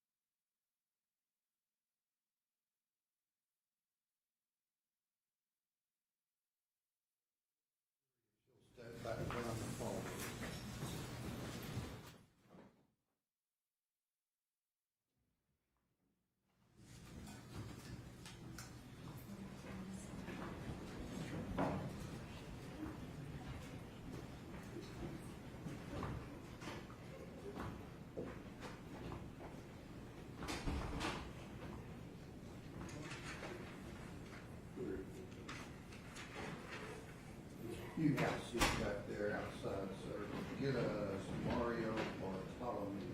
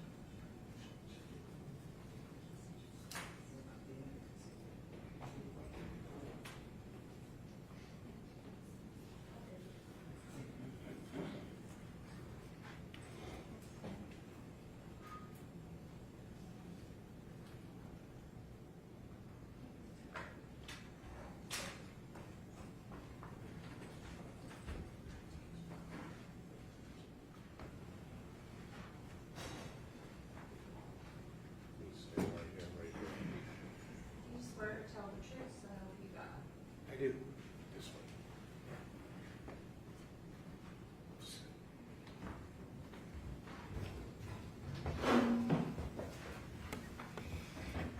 The attorney's going to ask you just some, I don't know about brief, but some questions in terms of the bottom line issue they're wanting to call you, okay? Yes. Outside the presence of the jury. Okay. Good afternoon. Good afternoon. Can you please state and spell your name for the record? Mario San Bartolome, Mario. Last name is Sanbartolome. And what do you do for a living? I'm an addiction medicine specialist and family physician. And can you tell this court a little bit about your education? Sure. I'm double board certified in family medicine and also in addiction medicine. I'm also a medical review officer, which is the individual that is involved with drug toxicologies as it relates to substances of abuse. And I currently work as an addiction medicine specialist at a community clinic overseeing a treatment and any sort of substance use related things at a fairly qualified health center. And can you tell us a little bit about your education? Yes, I went to UC Davis for undergrad and then went to medical school at UC Irvine, followed by residency training at Long Beach Memorial, and then pretty much started practice right around that time. And have you published any articles? I have not. Have you dealt with or worked at addiction treatment centers? Yes, I have. How many? Approximately, I'd say 5 or 6. I've been a medical director for every level of what we consider to be along the continuum for addiction treatment. So inpatient, hospital-based detox, inpatient rehab, outpatient, intensive outpatient, and partial hospitalization programs. And what, if any, other specialized skills and trainings you may have? Primarily just the added medical review officer, I think, to the addiction medicine board certification. And do you have any experience treating patients with addiction? Yes, I do. Do you have any experience treating pregnant women with addictions? Yes, I do. One second.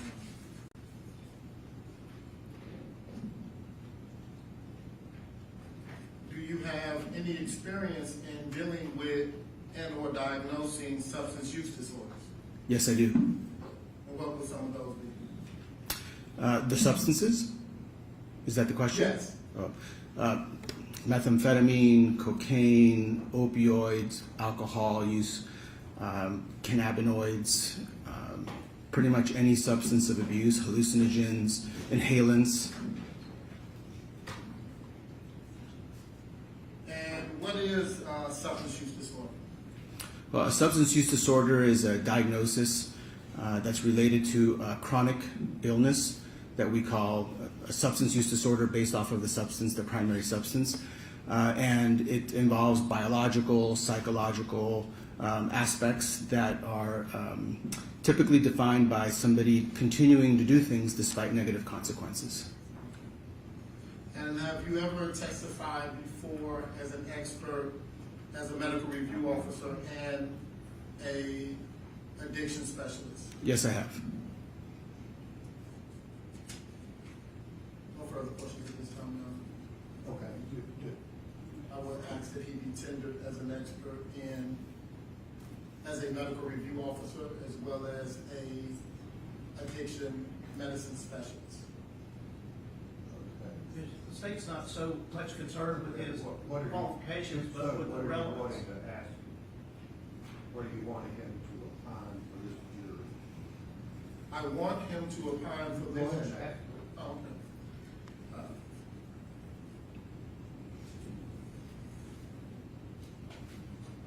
Dr. Mario, in your experience, is pregnancy a automatic stoppage to substance use?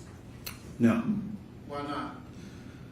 Well, because even though it is definitely a well-studied external motivator, in other words, if somebody is in the process of using substances and finds that they're pregnant, it is something that is associated with a higher likelihood of having motivation to stop using.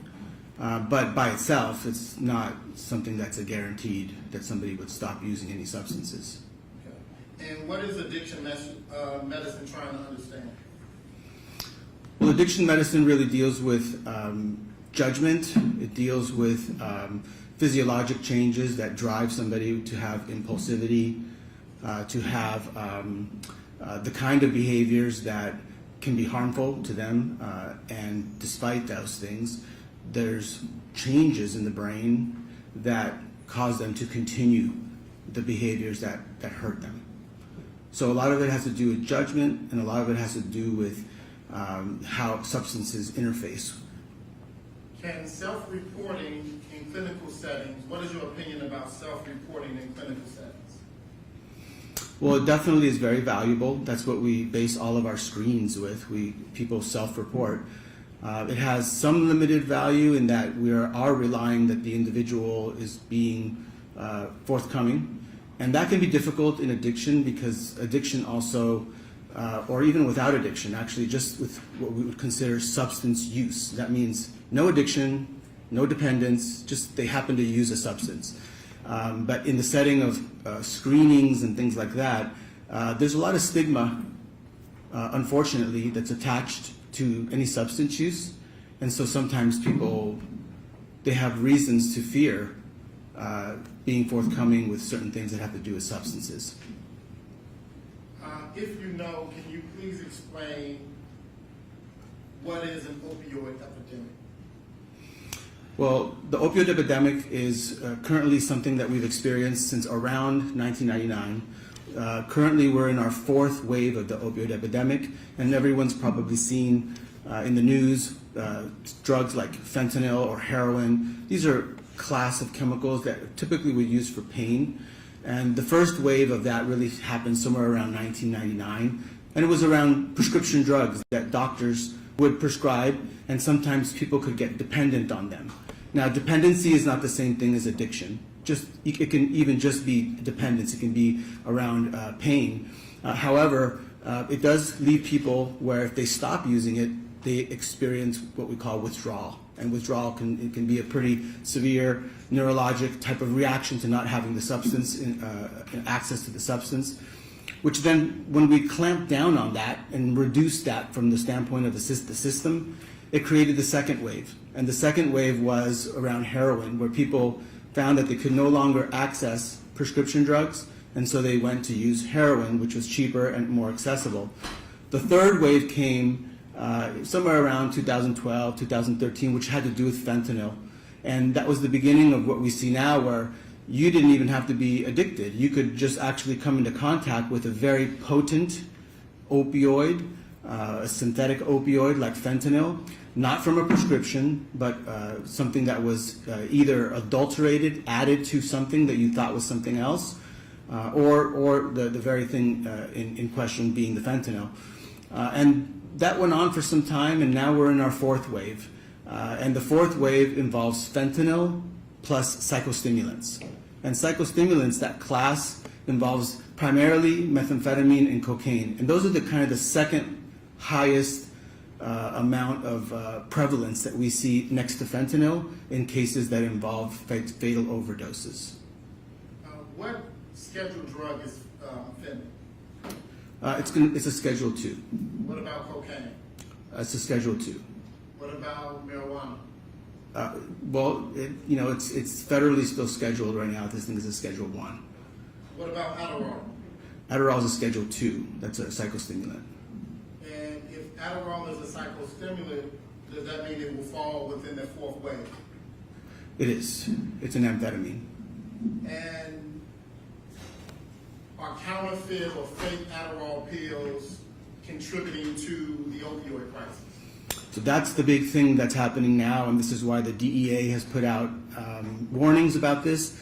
It's not that people are consciously seeking out, usually when they pass away, necessarily the combination of fentanyl with a psychostimulant. It's that oftentimes they think they're taking one thing, but it's adulterated. That means it's been added or spiked, if you will, to something else. And that can actually happen in both directions. It can happen to people that press pills and make Adderall, they'll add fentanyl, and it can also happen in the other direction. And when clinicians assess risk, do they look at isolated events or overall behavioral patterns?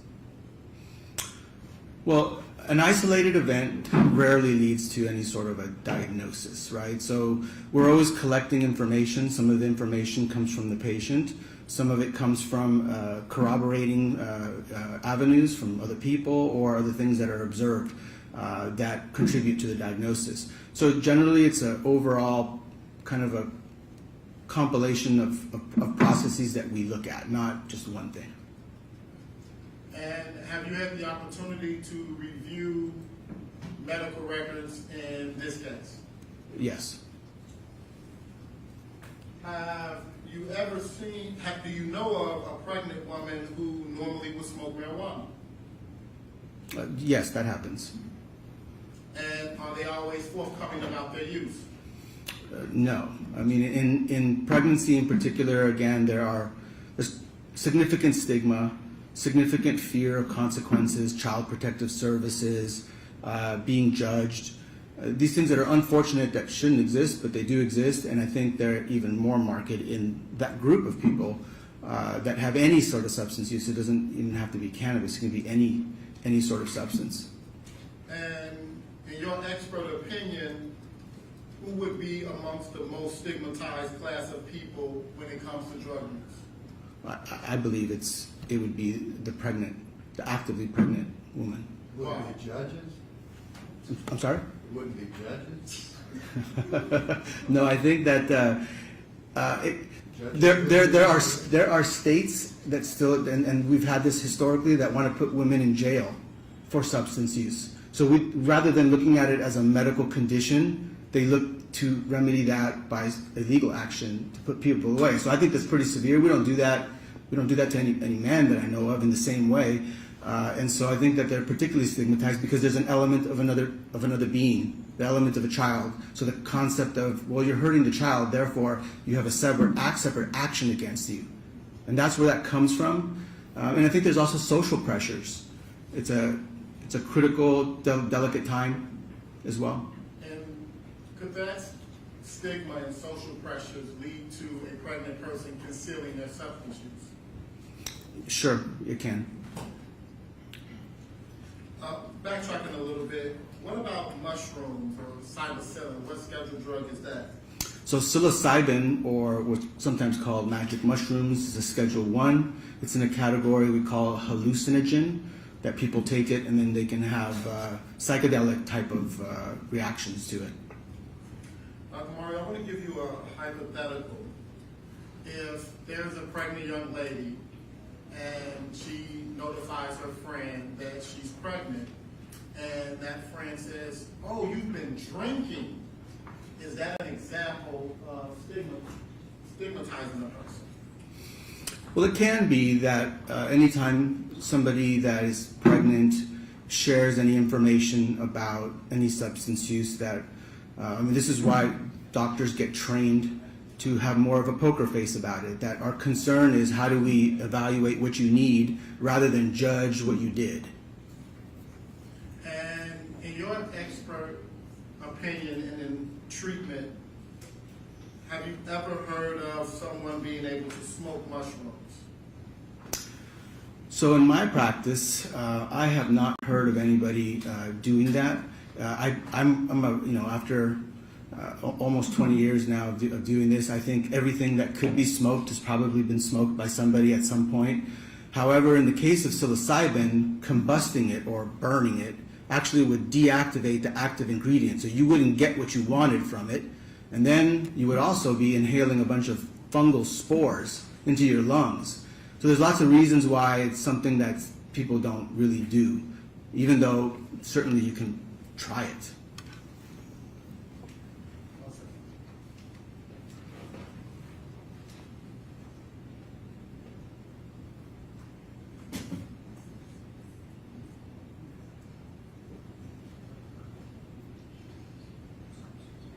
And lastly, if you could just talk a little bit about how substance use impacts, if at all, the prefrontal cortex of a person.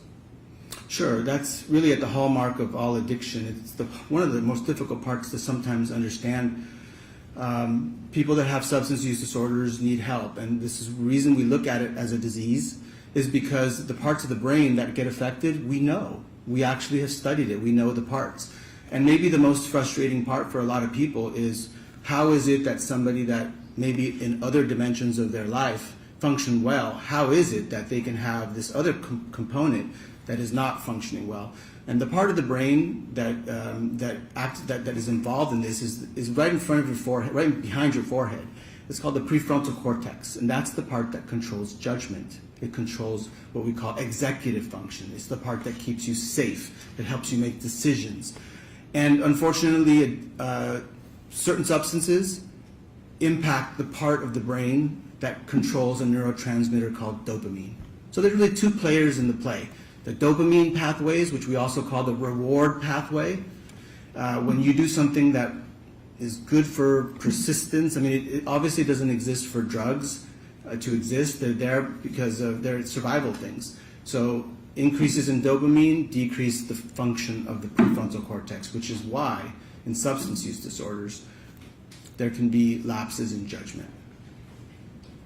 And in your expert opinion, if a person is pregnant, but they're engaging in, let's say, facilitating drugs, what would you opine about that person's judgment? Well, that would definitely fall under what we consider to be part of the clinical impression. So the clinical impression, without going into a diagnosis, because you really need to do a physical exam and do a comprehensive exam to come to a diagnosis. But risk-taking is part of the hallmark of addictive disorders. So engaging with a drug dealer in any fashion certainly would fall under that, whether you're an intermediary, whether you're buying yourself, whether even just associating. I think that would be one of the signs of many that we do include in our evaluation of what a substance use disorder might be. And again, it's not uncommon in your experience, in your expert opinion, for a pregnant person to hide any type of substance use from their friends and family.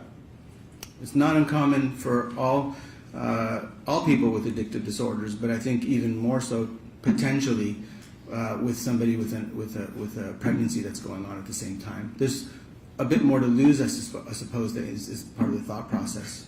Okay. And along with drug or facilitating drugs, being around drugs, would a person's proclivity to engage in promiscuity be something that you would consider about the judgment? Could you assess that at all? Well, it's something that can be, just as a general, it doesn't necessarily have to do with substances, but it certainly is any high-risk behavior where you can link, where there's typically the prefrontal cortex puts the brake on it, it stops it. That would be something that could be in consideration.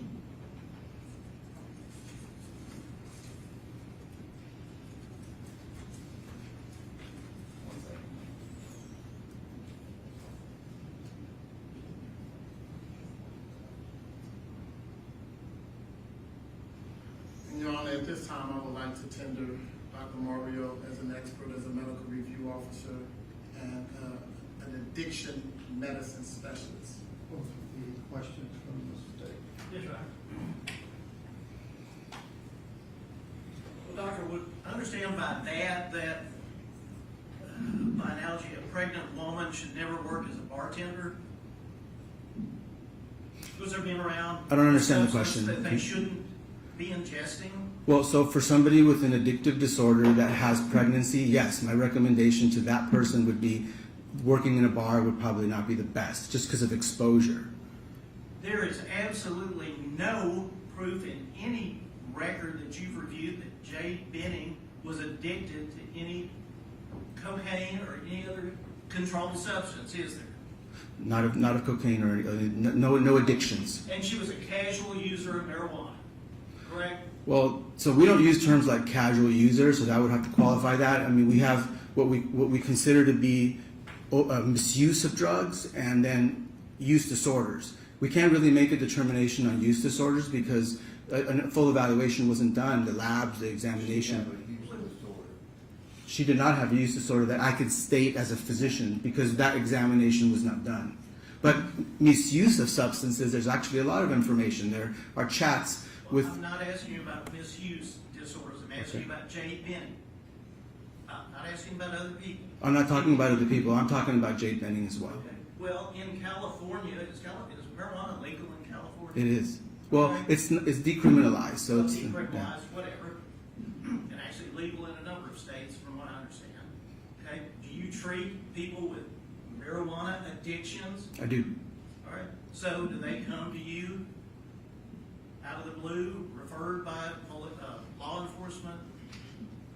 Law enforcement doesn't give me many referrals unless there's court ordered. However, I do get referrals, and I do have people that come in that tell me that their cannabis use has gotten past what they can handle, and they feel like their life's out of order.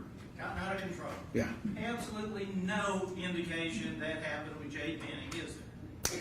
I would consider engaging with a drug dealer unusual behavior that would be linked to, in this case, cannabis. Back to my point. That information. From the text messages that she was having between Danny, the dealer, she was getting for her coworkers and for herself, cartridges of cannabinoids, all sorts of different species of cannabinoids, some magic mushrooms. I'm sorry? She was getting them? She was brokering them. Some of it was promised to her, and but most of it was as an intermediary for coworkers. I would consider that to be unusual behavior, I think, for anybody to engage in that, because the risks are high. Not judging if it's a good thing or a bad thing, but to put yourself in a position to have to be an intermediary and then potentially be at risk for the consequences when you give somebody else a substance that somebody else brokered for them. From the records you reviewed, we're talking about Adderall. There was no Adderall or any derivative of that found in Ms. Benning's system, was there? No. And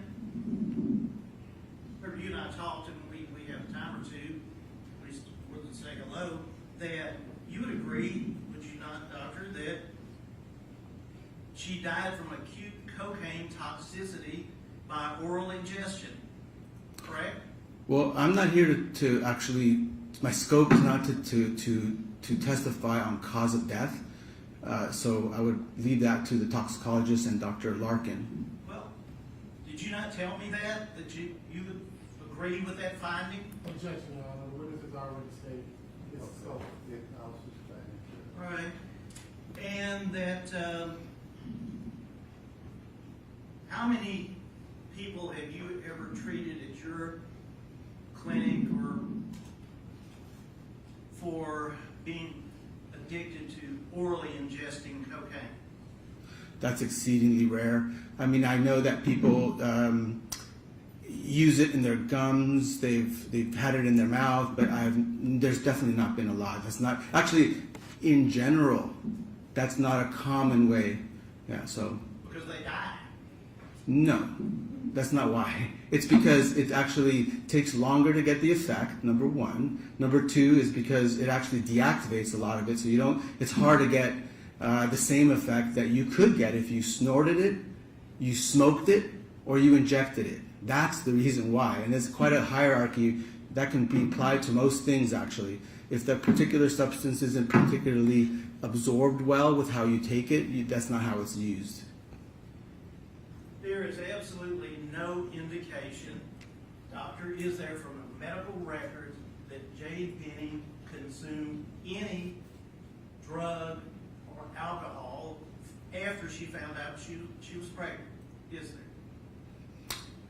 Correct, not medical records, no.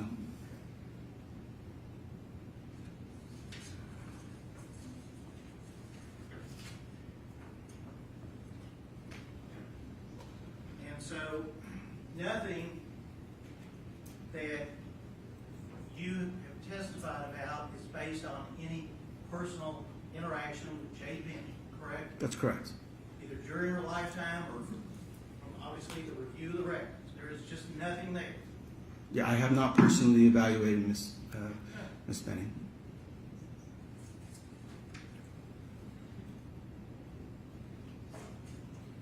And the phases of heroin has nothing to do with this, does it?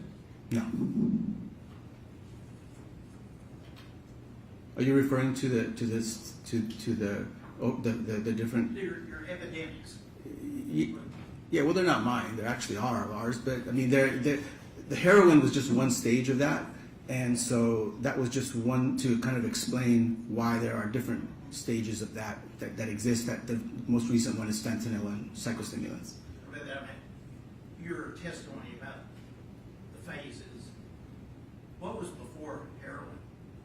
Before heroin was prescription drugs. Okay, before prescription drugs. Well, that's the first one. Prescription drugs. Then there was heroin, then there's fentanyl, and then there's fentanyl with psychostimulants. That's the four. And we're likely to enter a fifth one now with xylazine, which are like anesthetics that are being adulterated into the supply of fentanyl. And back in the 70s, there were other substances. Back in the 70s, a whole other time of what was available, so I'm not really speaking to that.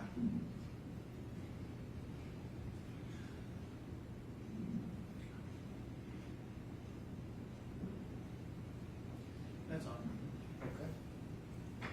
Thank you. Thank you. Step down, step back out. So, oh, you got more questions?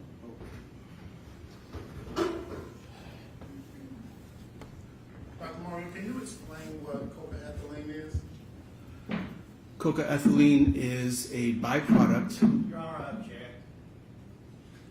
Wasn't covered on direct or cross-examination. Okay. I Or thought it it was was jury out. treatment specialist, addiction medicine. Yes, Your Honor, and cocaine and alcohol was just referenced. Isn't that what you plan on getting into with Dr. Larkin if she testifies? We've already heard testimony about it, right? Yes, Your Honor, but however, what was just solicited from Dr. Mario was about a person working at a bar, and was there ever any evidence of any uses of cocaine with Mrs. Benny? Is he aware of any usage of cocaine? Are you aware on whether or not the substance cocaethylene was found in Ms. Jade Benny's system? Well, my understanding is that there's one of the lab reports that did show that there was cocaethylene. It sounds like there's probably contested. It's maybe for the. And what is cocaethylene a byproduct of? Well, so when you consume alcohol in the setting of cocaine, you produce a compound called cocaethylene. It creates a high toxic environment, so your heart will work harder. All the things that normally cocaine will cause, it can make it worse, and it's one of the known problems, right, with combining those. And can alcohol be an addiction? Can it be abused? Yes. Can it be misused? It can. And can you be a casual cocaine user? You can. You can be a casual cocaine user, somebody that uses not with great frequency. It's possible. It's possible with alcohol as well. Any other questions? So you can be a casual cocaine user, but not a casual marijuana user? I don't think I said you can't be a casual marijuana user. said earlier. That you can't be a casual? No, I don't think I would have said that. I mean, if I did, I misspoke. But you absolutely can't. You can be a casual. Said you wouldn't use the word casual. Yeah, I wouldn't use casual because in the context of what you were talking about, it was. He's asking you can be a casual cocaine user. So you can be. So if the definition of that is that somebody uses infrequently, if that's what your definition is, when we discussed the issue of the marijuana, I thought you were talking about something more like diagnostic. I just wouldn't use those words for something diagnostic. But they both can be used with low frequencies, for sure. Doctor, just about the cocaethylene, you said someone told you about that. No, I've seen it in the reports from one of the labs. But again, I'm not here to testify in my scope about that. I think you have a toxicologist and you're going to have Dr. Larkin on that. Did you prepare a report about all of this? I did not. I don't have a report. That's all I got. Anything else? Oh, okay, you step back up.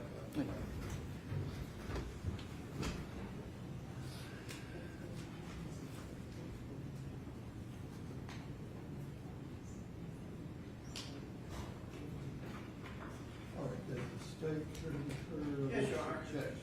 Yes, Your Honor, the state would renew its objection to this doctor testifying under Rule 702. It's been nothing that he has testified about. In fact, knowledge of this incident, no knowledge was being other than she was not addicted. All this testimony would have to come under Rule 702, that it is would substantially assist the trier of fact, the jury. And the Merriam-Webster dictionary synonym is important or essential. This testimony is not anywhere close to being essential. It's irrelevant. It is designed to, if anything, just attempt to paint Ms. Benning as someone she was not. I would ask the court to exclude this testimony in its entirety. Sure. Donna, it is not only important, but it's a vital and critical issue that the state has put before this jury through multiple witnesses, which is the fact that Ms. Benning would not engage in any type of drug use or behavior because she was pregnant. And so it is They very, didn't say that. They said there's not even proof that she did.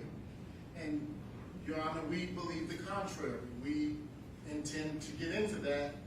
But this gentleman doesn't know that. Yes, he does, Your Honor. He has reviewed text messages that suggest she was offered drugs while she was in fact pregnant. We haven't gotten to the text messages, but if those come in, then they come in. He doesn't have to interpret them. No, but certainly they are evidence of the lifestyle that Ms. Benning was engaged in. The state certainly has taken the position that it is a barrier to her being involved in anything illicit because she was in fact pregnant. And so the defense has a right to put on evidence before this jury that simply being pregnant is not a reasonable statement of sobriety in and of I itself. asked the state that 2 hours ago, and they agreed with you. But Your Honor, they can take that position because they have rested. They've already paraded a bunch of witnesses before this jury who have said otherwise. So you think you need this person to tell the jury that women that are pregnant can still use drugs? And that they are stigmatized, and that may be a reason that they would not disclose to family members and loved ones. Okay. Thank you. All right. As in terms of the cocaethylene that was brought on redirect and then recross, as the own witness said, he's not here to interpret what that, he knows what it is, but he's not here to say one way or the other about what that means for Ms. Benning. The other proffer involving pregnancy, not being an automatic stop to using drugs, pregnant women can still use drugs, the testimony about fentanyl overdose or epidemics, I don't know if that word was used, the detective's already been asked about and testified. There's no proof, and this witness has said he doesn't assess Ms. Benning as being an addictive disorder person, patient, if she were one of his patients. So under, I mean, he's a fine gentleman, useful in his field, I'm sure, but 702 requires the court to assure that there is some issue that the jury wouldn't know about, and that his testimony would substantially assist the trier of fact in some issue to be determined. And the court just doesn't find that. So, no need for Dr. San Bartolome. You want to be heard, please? With what? I would like to state for the record and offer proof that. We've already had the offer. There was one other thing that I would like to add, and that is the state has put an issue that since Ms. Benning has become pregnant, she is now leading this clean life. Ms. Benning is. Like I said to your co-counsel, they're putting on proof that there's no proof she did use. However, Your Honor, she is heavily involved with the sale of drugs. Right. That is dangerous behavior in and of itself. Okay. The jury needs to be educated in regards to. And what proof is there that she was involved in dangerous drugs on the day or in and around the day she died? Because on that very day, she reached out to her drug dealer. The very day she Any passed away. proof that she met with him? We don't know. Okay. Well, your Dr. Larkin says on the day of her death, text messages indicate that Jade met with her drug dealer. You just said that inaccurate. Well, I think an inference can be made that she did. You And just so- said she didn't. And you asked me, is there any proof that she did? It's what we deal with is proof. Well, we have to be able to put on a defensive theory. So all I Sure, want to say. I haven't figured out relevancy-wise what it is, Is but it- that's where I'm trying to get to. What's relevant is, But I've already ruled on Dr. San Bartolome. if I could just state, what's relevant is the doctor stated about the most stigmatized person when it comes to drugs is the pregnant woman. Okay. Which means that she will do whatever she can to hide her interaction, use, dealing with drugs, such that her family Just will not present know. proof, if you have it, that she was using drugs. That's all you have to do. There's no proof Mr. Okay. Taylor did this either, but there is an inference being made. In that same instance, we would like to make the inference in regard to Ms. Okay, Benning. and I rule, like you've asked me to do. Now, what did the state determine about Bumble? Your Honor, Tom Miller is on his way over. I do not believe that this is active use for Bumble. I do not think it should be admitted. I would like to have a jury out on it. Okay, She where was- is Mr. Jeffrey? I- bring him in, we'll hear what he says this means. And is the state opposed to the other text messages? I am Some of them opposed, have already been mentioned and introduced, or talked about. I am opposed to the one on 1/20/23. 1/21/23 dealing with what? They've got them categorized as discussion with plays. I'm sorry, it's like it's under the drugs category. Okay. Which, is there a page, or a 5, a 6, and a 7? 4. Or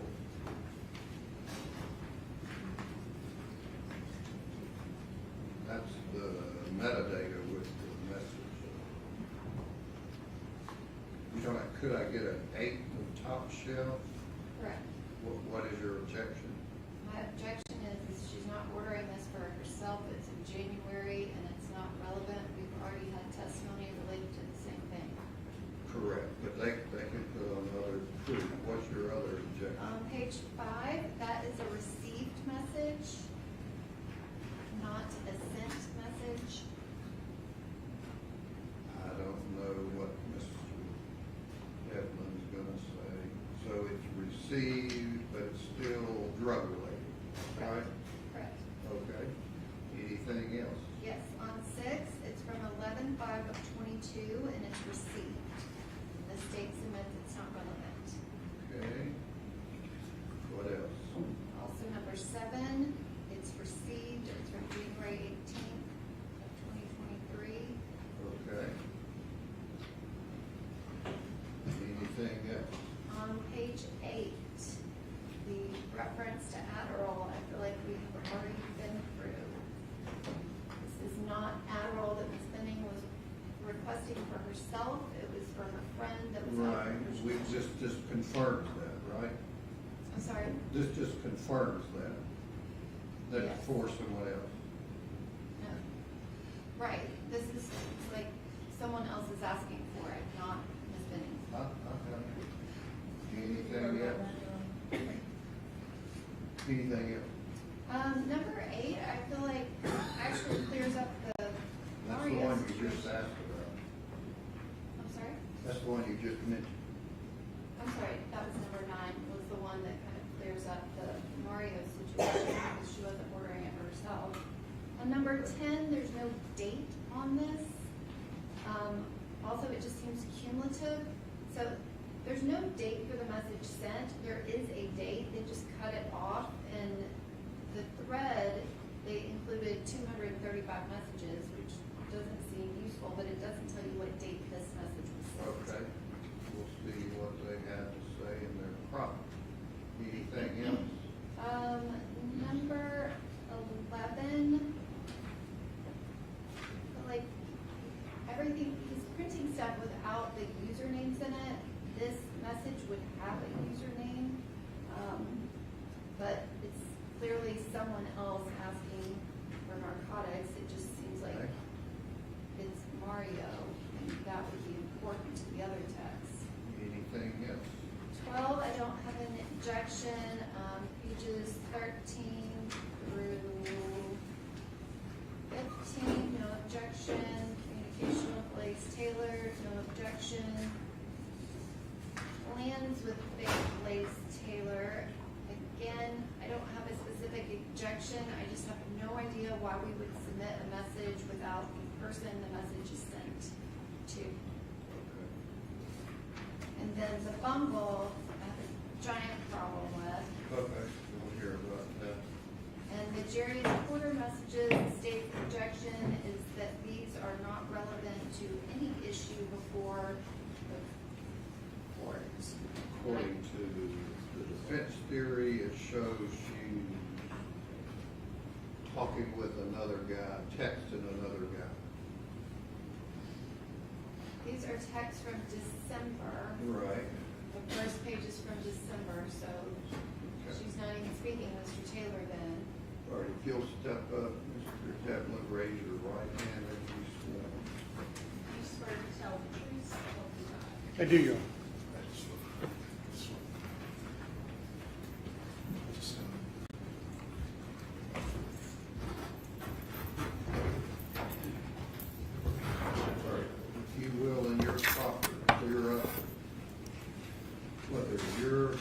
person here, witness, knows anything about page 23 and what that means, 22 and 23?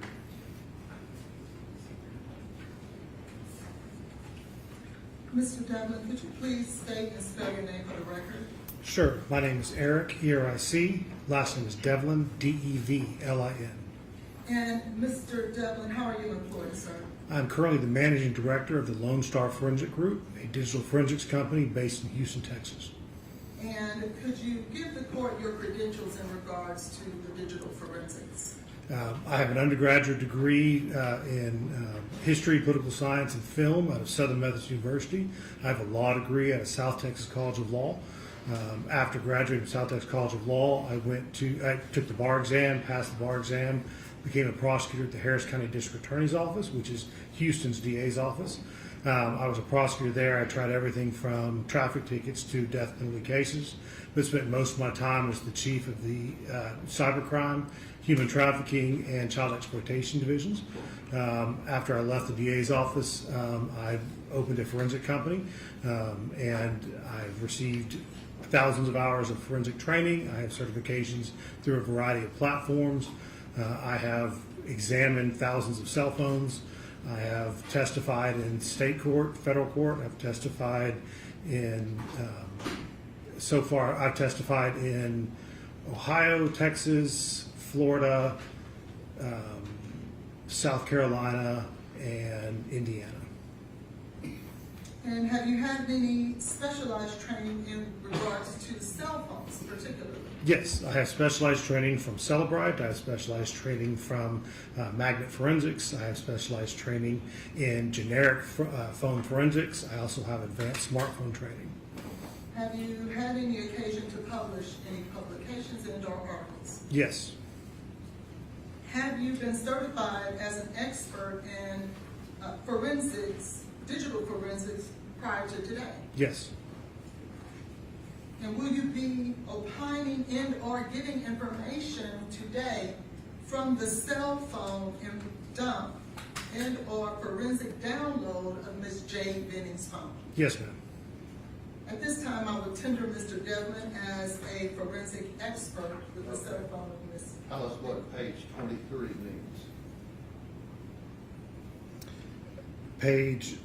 It starts on page 22, but page 23 specifically is the activation of the application for Bumble, which is a social contact application. This indicates when you go from the springboard, which is the basic function of the screen, opening that particular application. And does this, or do the notations that we find on page 23 actually state that Ms. Benning opened that application and interacted with it? I can't say Ms. Benning did. I can say that this phone opened.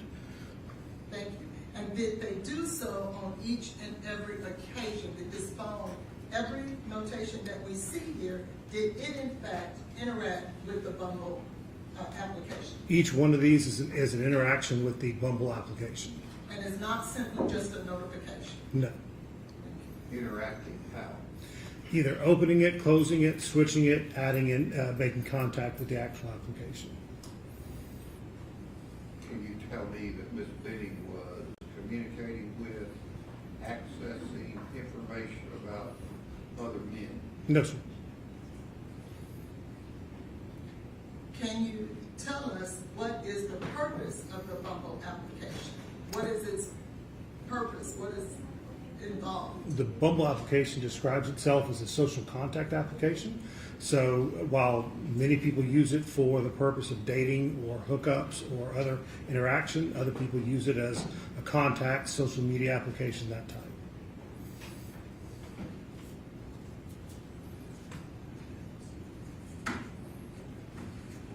What can you tell us she was doing? I can't. Just that the application was being interacted with. And the application was installed previous, so. Can you give us, can you give us a date that this application was installed on Ms. Benning's home? I show an application, an installation of the application on 2/17/23, and I see another installation on 2/22/2023.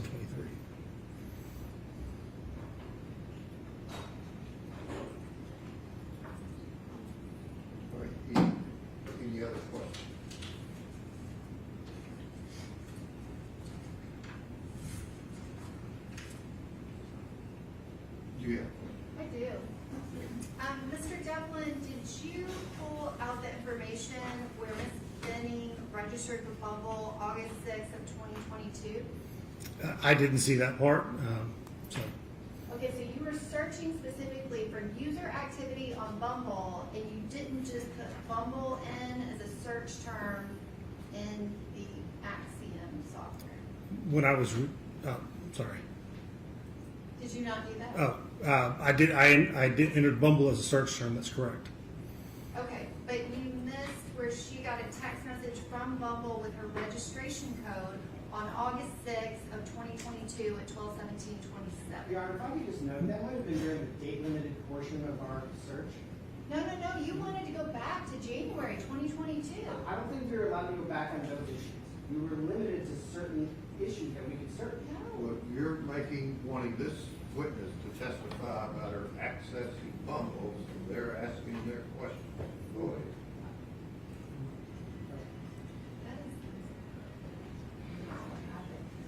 And so if this same database that you have here on page 23, if there's activity on here after Jake Benning's death and after the phone is in police custody, do you think you might change your opinion as to whether or not this is user activity or if it's just updates within the Bumble app? The Bumble app can have updates, absolutely, as a part of it, depending upon if the phone is powered on and connected to the networks.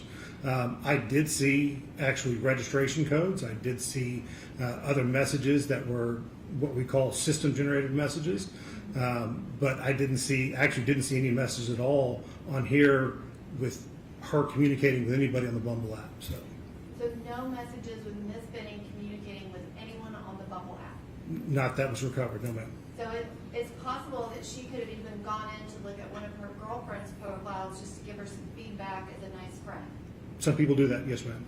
And Your Honor, I would think that that is a point for cross-examination. Do you have any other questions? You speaking to me? Are you speaking to me on this? To you. Yes, I did. Did you find entries like this after the date of death? I haven't noticed it, Your Honor, so I didn't look for that particular. So You didn't look after 3/6? no ma'am, no sir. Okay. When you looked at the Bumble application, did you pay close attention to whether or not the application itself was interacted with as opposed to just a notification? These logs here are not notification logs. These are actual interactions with the application. And when you say interactions, what do you mean? That means the application was opened, the application was interacted with. I don't know what they did with it. I don't know if they searched for somebody. I don't know if they communicated with somebody, but there was an interaction with the application. That's as far as I can see on here. So then it is a possibility that if she interacted with this Bumble, it could be that she was looking at dating men. It's possible. So in the same manner that she could have been trying to message a friend or a girlfriend to check on her, she also could have been messaging a man to try to date. Could be. Yes, ma'am. Again, Your Honor, based on Do you have this. any other questions? No, I do not at this time. Does the state have any other questions? Not related to the Bumble app. Okay. All right, thank you, sir. You can wait right back there. Thank you, Your Honor.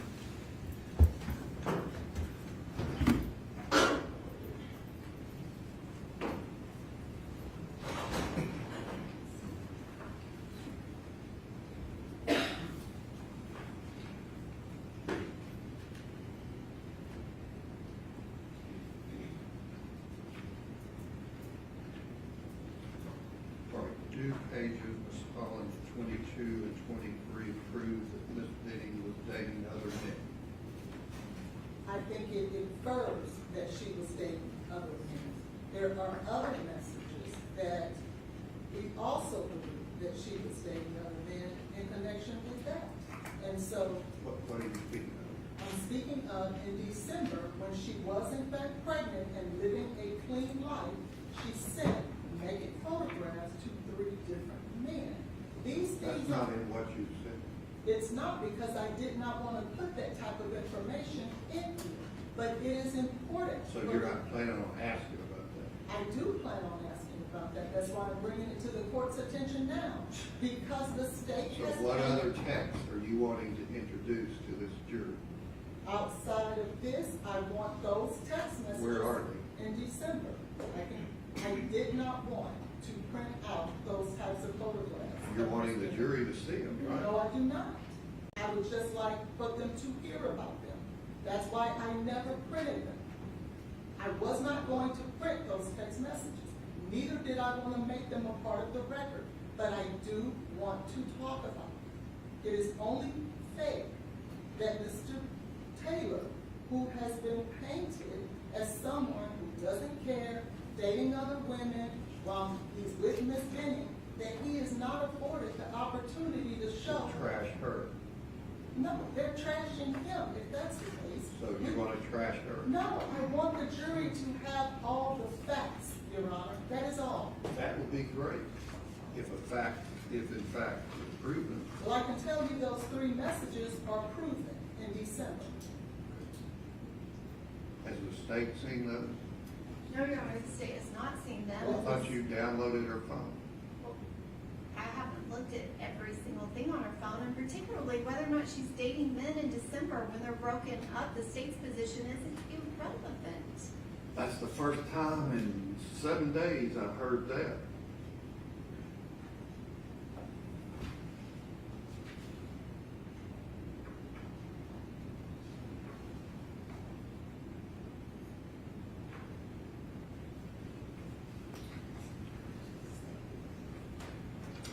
So back to the pages 22 and 23.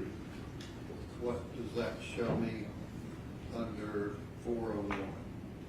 What it shows is that Bumble is known to be a dating application.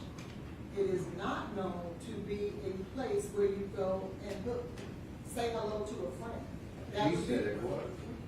He said it was one of the things you can Well, do. then I'm saying it wasn't, because your witness just said it was. He said that in response to the state's question if it was a possibility. He said Now, yes. he says that happens. It's a possibility. But that is not the primary purpose of Bumble. That might be the primary purpose of Instagram, TikTok, Facebook, but it is not the primary purpose of Bumble.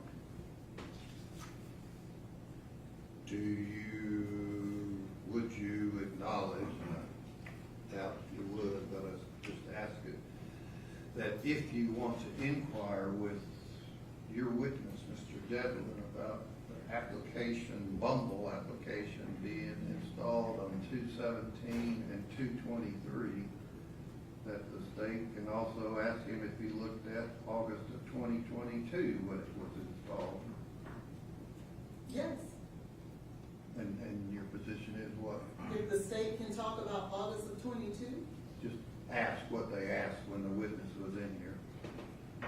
we were confined, Your Honor, to a search period to. So is it fair to the jury to know that she also installed it on another occasion? I don't have a problem with that. Okay, that's what I asked.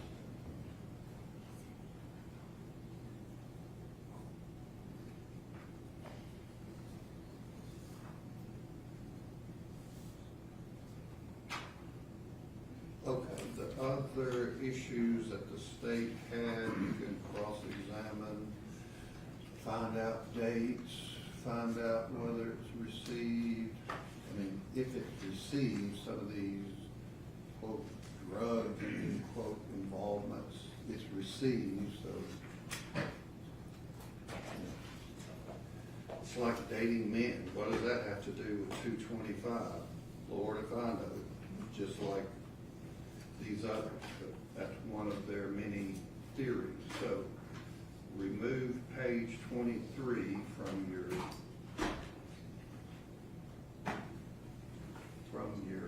PowerPoint and or exhibit. I'll let you ask your witness about these other texts and slides that you wanted to introduce. Is he the next witness? He is, Your Honor. Do y'all need a break? but he needs to get on the plane, so I can wait if you don't mind, so that he can make his flight. I will wait for my break. Okay. All right, let Mr. Devlin step back in and briefly do anything. Judge, are you keeping out all three of the Bumble references? I don't mean you're talking about the one sheet that says Bumble?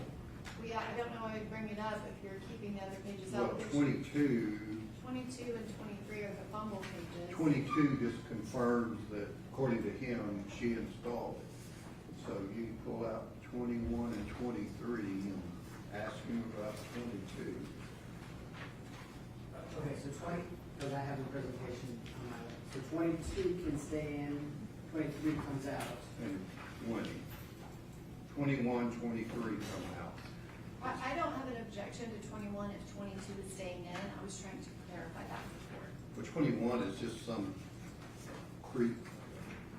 It just doesn't matter. You can ask him about 22, what that means. All right. The defense calls Eric Okay, Devlin. there, we're not in here yet. Oh,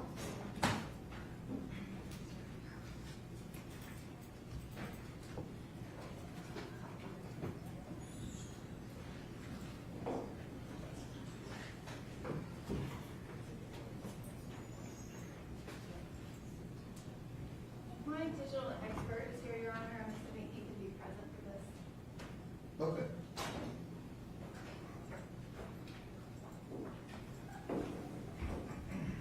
to be clear, what page are we taking out?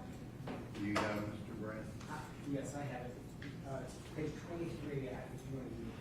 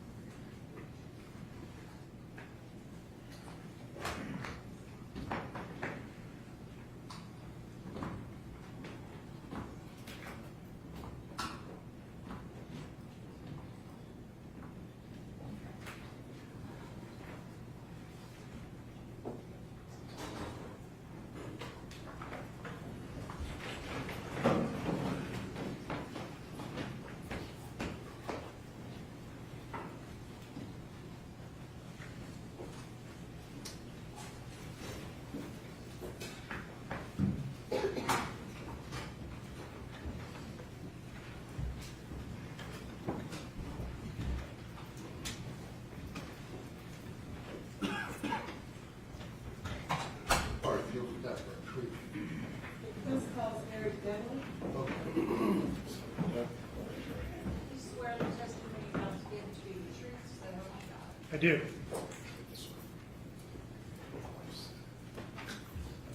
Mr. Devlin, Okay.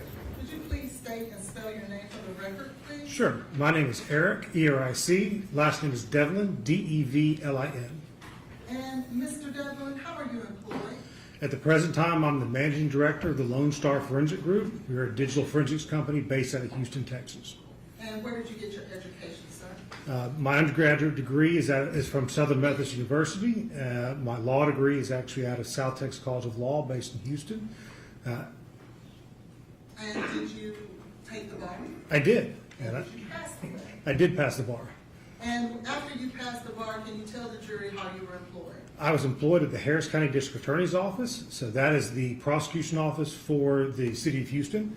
I was there, I prosecuted everything from traffic tickets up to death penalty cases, but I spent most of my time as the chief of the cybercrime, child exploitation, and the human trafficking sections.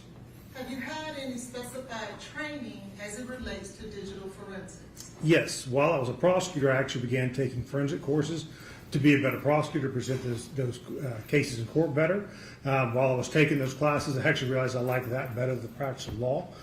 So when I left the district attorney's office, I opened a forensic company, and I've continued taking forensic classes in a variety of courses, both cell phones, computers, as well as cell location analysis, as well as surveillance systems and other recording systems. And have you had any specified training specifically to digital forensics? Yes, I have received thousands of hours of specialized training, everything from Celebrite, Magnet Axiom, as well as a variety of other forensic courses specifically. I've also received advanced training in smartphone examinations. And have you been published, or have you published articles in regards to digital forensics? Yes, I have published articles related to digital forensics, cybercrime investigation, and child exploitation.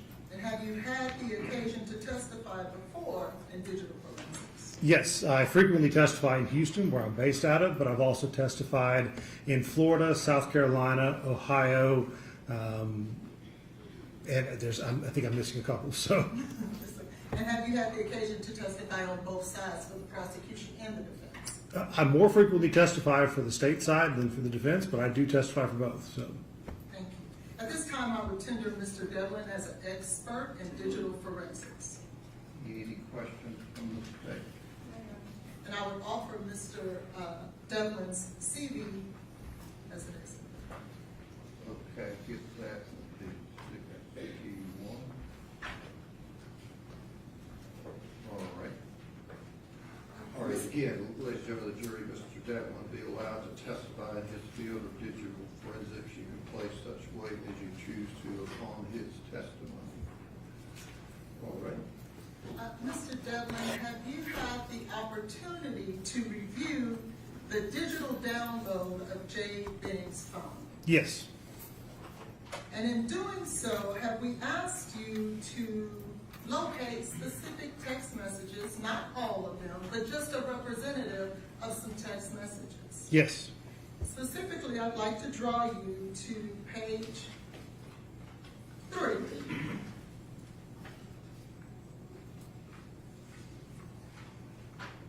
yes, ma'am. Did you find any text messages within Ms. Benning's phone that dealt with drugs? Yes, I examined an Apple iPhone 13.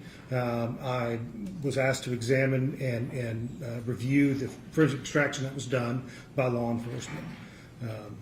I did find a variety of messages related to drugs and other narcotics activity. And can we start on page 4, if you will, and explain to us what is that we see there? This is actually a Snapchat message. So this message was between Danny, the Snapchat ID, Danny Wallace Jr. and a Jade Benning. This activity occurred on 1/20/2023, approximately 6:53:47 p.m. This was in Central Standard Time, so that sometimes changes based upon the phone.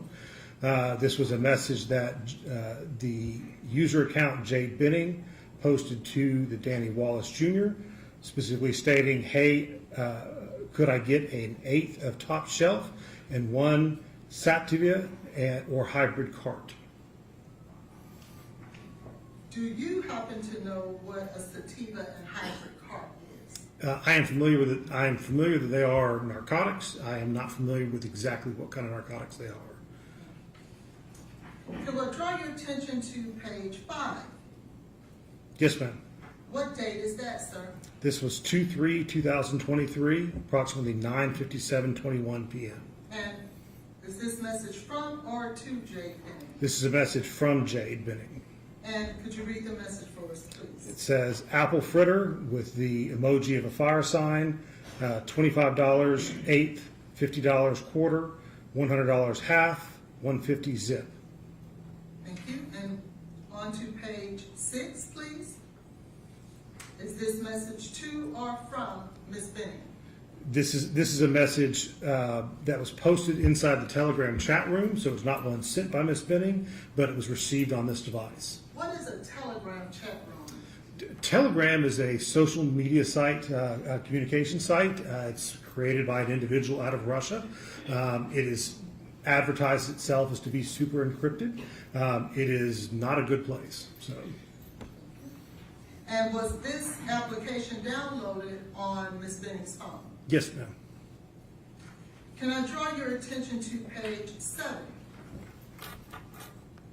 Is this message to or from Ms. Benning? This is a message posted in that gas station chat room on the Telegram application. What is a gas station chat room? On Telegram, you can create all kinds of chat rooms and invite whoever you want to be a part of it. That's one that occurs, and actually in narcotics activity frequently occurs this way. It allows them to advertise sales or purchases or deliveries of different types of substances. And it's, again, believed to be encrypted and heavily anonymous. So, And could you read for us the message that's on this particular date? it says pressure plus with the emoji for carts with a fire, $30 a pop, price cut on 2+. Could I draw your attention to page 8? Yes, ma'am. Could you explain to the jury what this represents, what page 8 represents? This is an actual iOS text message, so this is a communication between this particular device and another individual. That individual they're communicating with is phone number 501-451-0608. And could you read for us the text message? The text message start at 11/22/2022, 10:40:13 a.m. Do of your coworkers get Adderall? The reply, Lauren has some. Message again, ooh, what MG? The reply was 15. Message to this particular device, ooh, ask her, can I buy some? And then the next was a follow-up. This is still a message to this particular device. And what color are they? And the reply from this device was orange. And to the left there, who do you see is the sender of this text message? The sender of this message is the numbers listed in the contacts as belonging to, and I'm going to kill the name, Nijaha, Nijaiha. Nigeria? Yes, ma'am. And what is the date of that text message, sir? 11/22/2022. Can I draw your attention to page 9? Yes, ma'am. And could you read for the jury what page 9 represents with the date as well as the context? This is an iOS text message, and this is between the Jade Binning account and Mario Gutierrez account. On this message, it occurs on 2/18/2023, 9/33/02. The message was from the Jade Binning account saying he's about to bring your weed. There's a reply from the Mario Gutierrez account, says I fell asleep, and I don't know if I'm allowed to curse in this courtroom or not. So. That's okay, thank you. Could you please turn your attention to page 10? Yes, ma'am. And could you represent to the jury what page 10 represents? Page 10 is a iOS communication between the contact Danny, in parentheses weed, and this particular device. On this one, the message is, I have mushrooms right now. LOL, my coworker's wanting some. And on what date is this text message? I appear to have cut the date off on that text message. I can't tell you. Okay, thank you. Would it be between the dates that you have listed there where it says first message, last message? Yes, ma'am. Thank you. And those dates would be between April 6th of 22 and 2/25 of 23? Yes, ma'am. Could you now go to page 11? Yes, ma'am. And what does page 11 represent? These are text messages, specifically occurring on 2/25/2023, 9:10:46 a.m. And what does the message say? The message says, yo, can you holler at Danny? Your boy needs a half, please and thanks. Now, I don't see who this message was sent to. Do you have that information, Mr. Dudley? I do not have that information. And what date is on this text? This text here is 2/25/2023 at 9:10:46 a.m. On page 12, can you tell us what page 12 represents? Page 12 is a text message between Jade Binning and the contact Danny Weed. And it occurs on 2/25/2023, beginning at 3:39:21 p.m. And what does it say? Specifically, it says, hey, my coworker wants to get a half from you. The account Danny Weed replies, "Bet I gotcha when I get back." The account for Jade Benning replies, "Sweet." Now, did you ever find through your research whether or not page 11 was a message from Mario Gutierrez? I got to be honest, I don't remember. So, Thank you. I want to draw your attention to page 13. yes, ma'am. Now, before we move on, were those all of the text message that involved drugs in between, with Jade's phone from January of 22 through February of 23? No, ma'am. They were a sampling. Thank you. Let's now go to page 13. What section would this subject matter address? I was asked to look for conversations about Blaze Taylor. I want to draw your attention to page 14. Yes, ma'am. Please read for the jury the text message. This is an iOS text message starting 12/31/2022 at 2:55:57 p.m. from the account 501-541-0608. Send a message saying, I'm interested. Followed up with another message of, did you text or you just going to wait? The account belonging to this particular device replied, he called me back. And then a second reply of, I told him that I would call him when I get off. The account ending in 0608 replied, oh, I don't know, I didn't know you answered. And with a second reply of, how was his tone? Do you know who this number 501-541-0608 belongs to? I believe that's the same name that you gave me earlier that I butchered. So, Nigel. Yes, ma'am. Thank you. I want to draw your attention to page 15. And what is the text message thread, please? On this one, it's a continuation from the previous page. It's the account belonging to this particular device replies, he sounded the same as always, but I could tell he had something he needed to talk about, of course. The account ending in 0608 replied, why am I anxious like I'm talking to him? This device's account replies, LMAO, because I've been waiting for this. The account with 0608 replied with, get off work already, LOL. The account for this device replied, right, I keep looking at my watch. And then the final message on there is a reply from the 0608 account, keep me updated. I now want to draw your attention to the next section. Could you tell us the subject matter of this next section? On the next one, there's communications with Blaze Taylor. And can I draw your attention to page 17?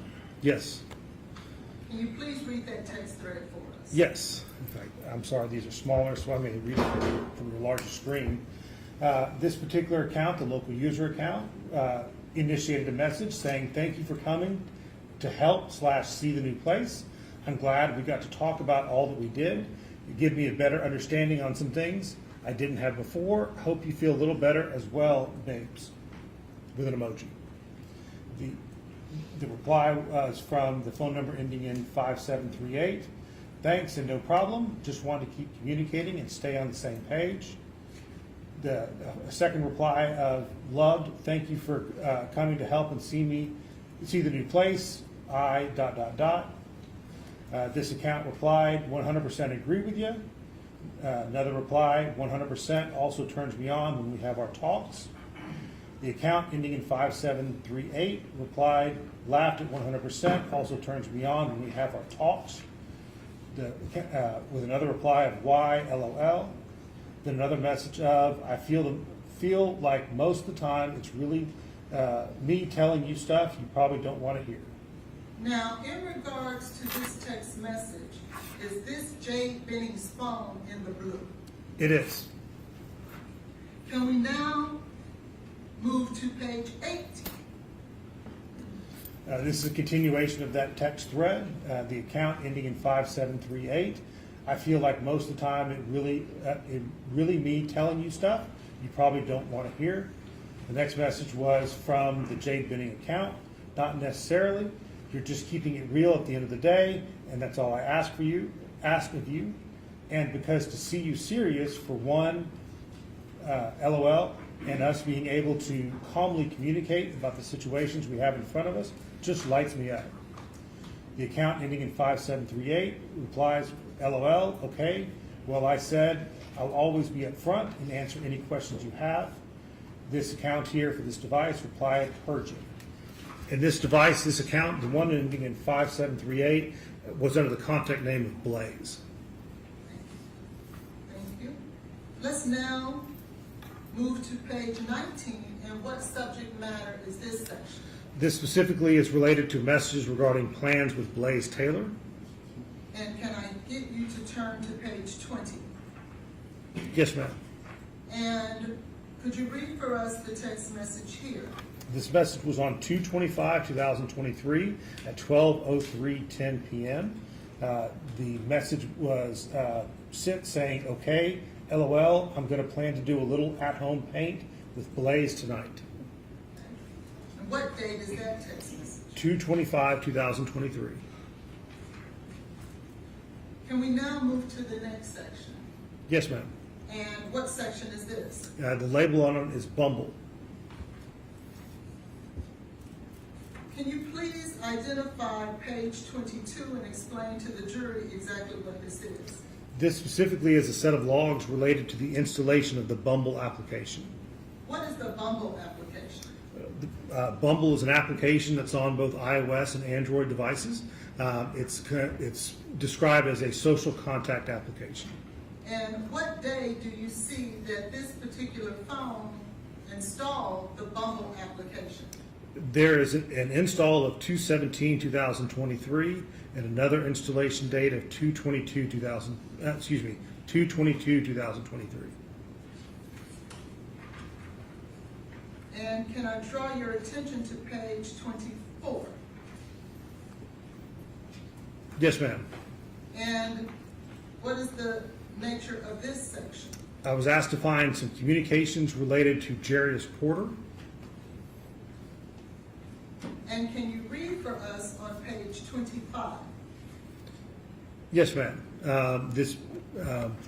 On page 25, the communications start 12/17/2022, 9/17:30 p.m. It's a message from this particular device to the porterjarius@gmail.com. You've been getting it the last few. The porterjarius@gmail.com replies, yep, I'm on my way back to the shape I was before. I started dating a world-class chef. The message, this particular device replied, LMAO, I heard that. And then a second reply of, that's good though. Okay. And can you move now to page 26? Yes, ma'am. And these are, there's a lot of messages in between, but it was designed to give basically an idea of the length of the conversations. So these messages occur on 1/24/2023 at 1:12:02 p.m. This message from porterjarius@gmail.com. That's good. I'm glad you have to. Let me, And you all switch your. yes, please. Switch to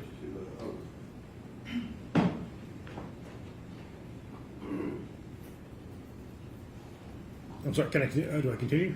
Yes. Oh, sorry. The message was porterjarius@gmail.com, 1/24/2023, 1:12:02 p.m. Message says, that's good. I'm glad you have to. I'm just honestly sad, but I know I want to be forever, and God make no mistakes. Glad you're feeling better. This particular account on this device replied, yeah, I know it hurts to know, but you can talk to me about your feelings if you want to express anything. I want you to take care of yourself better and not let yourself go down the path of just turning to drinking and smoking more to heal. The Porter Jarius account replied, of course, Shawty, and LOL, don't forget, working out too. It's some good going on too, but you're right, I've been planning on slowing down. This device's account replied, I know you're working out too, LOL, but still, don't be doing that extra stuff.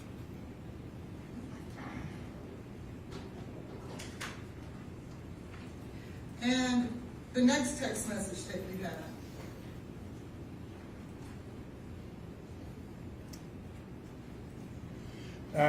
This was a message, actually, and I'm sorry it printed out in black and white, but this was a message from this particular device, specifically saying, Blaze told me last night he signed up for monthly subscriptions of diapers from this company, Kudos, LOL. And what's the date, I'm sorry, on this text message? 1/10/2023, and I can't read the time, so. No, I just need to move it over. 7:42? Yes, 7:42:10 p.m. And can we get you to read this text message? Yes, this was a text message from the account 1-501-231-5975, asking the question of this device, does Blaze rub your belly? LOL. This particular device replied, sometimes. And do we know who the number 501-231-5975 is? I don't think I do offhand, so. There were other messages. Oh, I'm sorry. What is the date? I apologize. On that text message, if you remember before I pulled it up. I do not remember before you Let pulled me it up. grab it.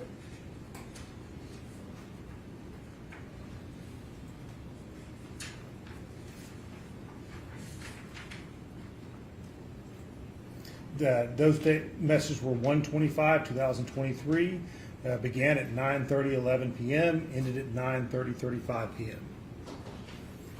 Mr. Devlin, in your search within Ms. Benning's phone, did you happen to run across a text message between? Objection, Your Honor. Okay, let the lawyers.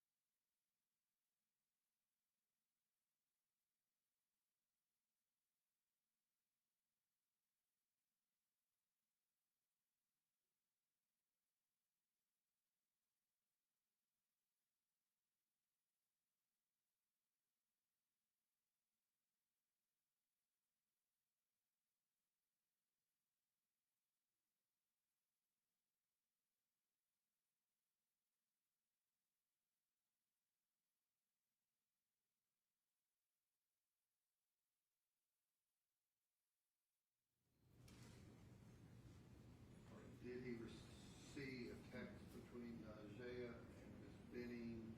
Regarding her posting about her baby, do you remember seeing any of those text messages? I vaguely recall that, but I couldn't give any details on it. I've seen a lot of messages, so. Okay. And you don't remember if Ms. Jackson, Isaiah Jackson, asked Ms. Benning when she was going to post about her baby? I remember that specific message of when are you going to post? When Ms. Benning responded, do you remember it having anything to do with Blaze Taylor? I don't recall the response, so. Thank you. I'm Hester. Okay, questions from the state? Thank you, Your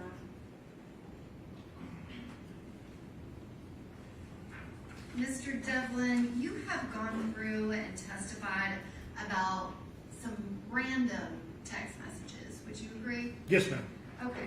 And so when you said that you went through Ms. Benning's phone, did you actually take the text message that you have in your page 4 of your report, and did you actually look at the other messages surrounding it to see what context it was given? Which, Your Honor, I'm going to ask what he's doing right now on that tablet. He's scrolling through his. Are you looking at the report? Yes, ma'am. Okay. I'm trying to see what was on page 4, Yes, so. no, I'm happy to. I just didn't know if you were looking at the extraction. Oh, no. Did I see the messages, the context of messages? I did not. Okay, so you didn't look at the messages that actually preceded Jade's message to Danny, where one of her friends said, "We please top shelf an 8," and Jade responds, "Okay, I'll let you know when he's gonna come." I'm sorry, yes, I did see all of that. That's absolutely correct. Okay, so this message that Jade sent, like, could I get an 8? She wasn't referring to herself because she was getting it for one of her friends. My reading of it was that she was getting it for somebody else. Okay. And then same thing with page 5. There are other messages that reference apple fritter. And Jade was seeing if anyone wanted this because she regularly would get different weed from Danny Weed for people that she worked with. I mean, that particular set of messages was a frequent post within that Telegram group, so. Okay. And going to your page 8. Yes, ma'am. Okay. And so your page 8, that is not Miss Benning. That is one of her friends asking for Adderall, correct? Correct. And did you actually read through that message thread with Miss Benning and her friend had a valid prescription for Adderall? Did you notice that? I remember the discussion of that, yes. Were you familiar with the Adderall shortage that the pharmacies were having during this time frame of November 2022? I'm not familiar with that, so. Okay, so if pharmacies were out of Adderall during that time, which actually, if you read through the text between Ms. Jackson and Ms. Benning, they actually talk about the fact that Walgreens can't get it, and everybody is out of their Adderall prescription from their doctor. Okay. Okay. And then, so this one, I would like for you to look at page 9, skip page 10 entirely, then look at page 11 and 12. Yes, ma'am. Okay. Did you connect page 9, 11, and 12 in any way?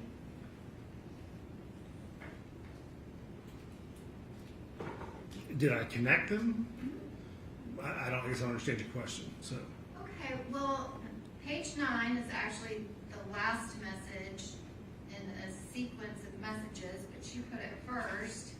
And then when you go to page 11, you left the other person off of this thread, which is readily available in the extraction, but you left off Mario Gutierrez as the person asking Jade, "Can you holler at Danny? Your boy needs a half."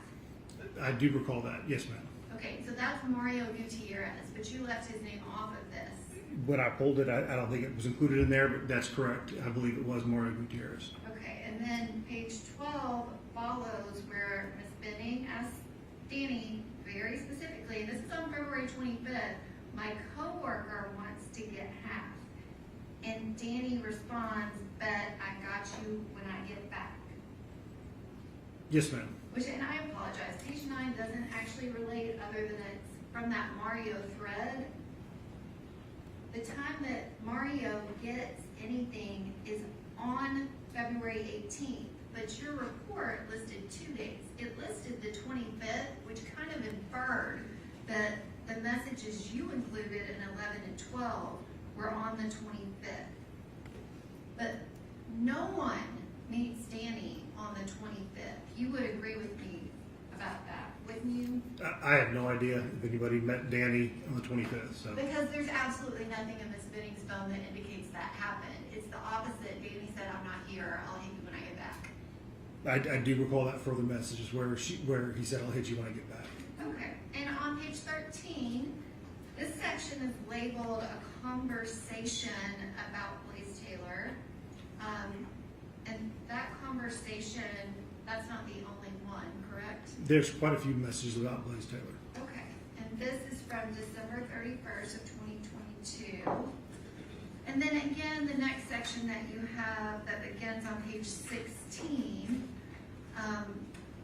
that is not the only communication that they have, correct? No, they had quite a few communications. Okay.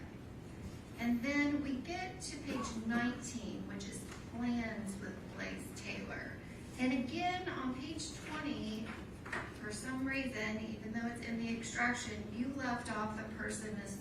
Benning was speaking with. And this is from the date of 2/25/23 at 12:03.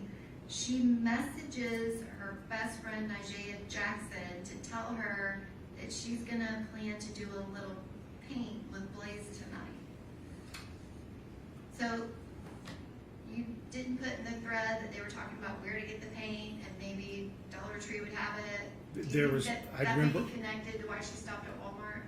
I remember all those communications. I know that there were some, even some pictures. I believe there was a picture of a crib as a part of it.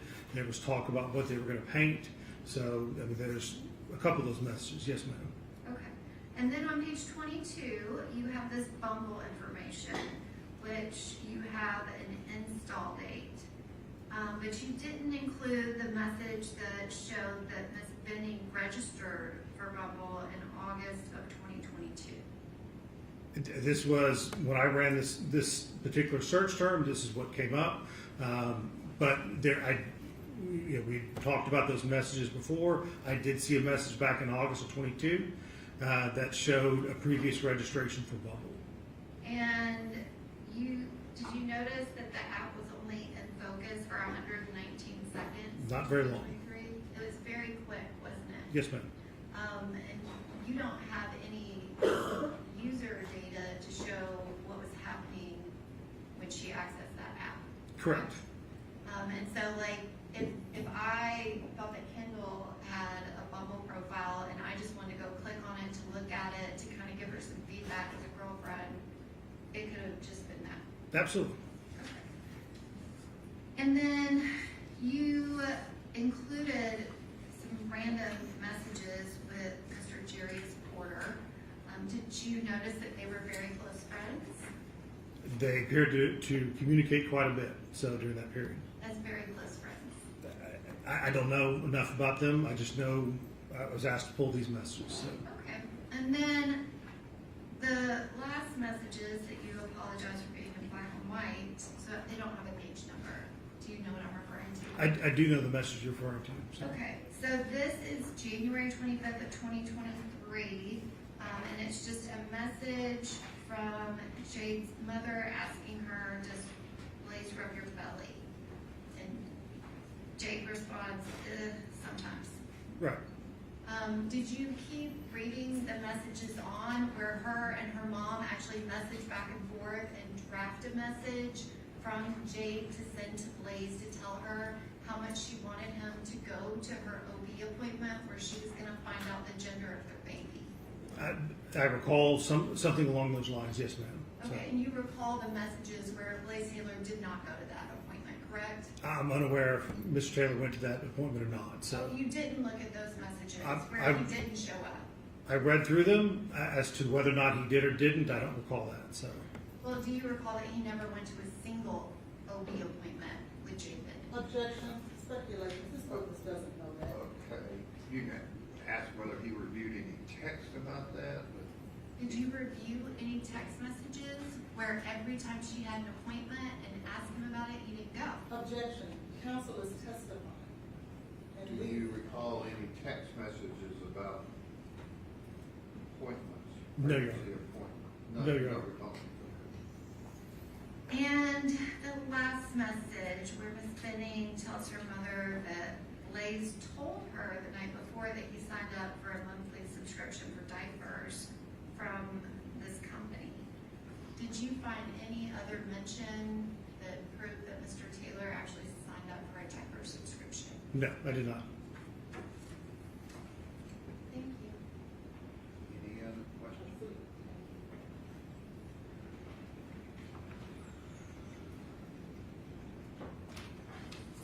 Mr. Devlin, you were just asked the nature of the relationship between Jarius Porter and Miss Benning, weren't you? Correct. Were you aware that Jarius Objection, Your Porter, Honor, can we approach?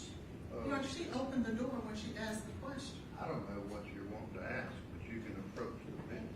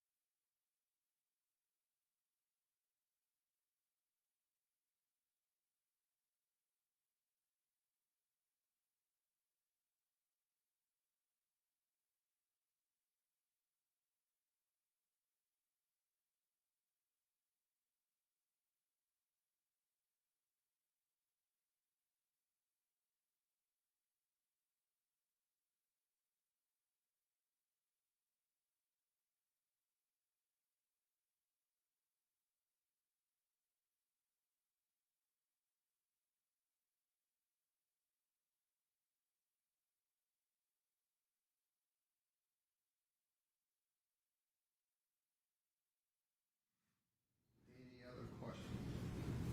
Yes.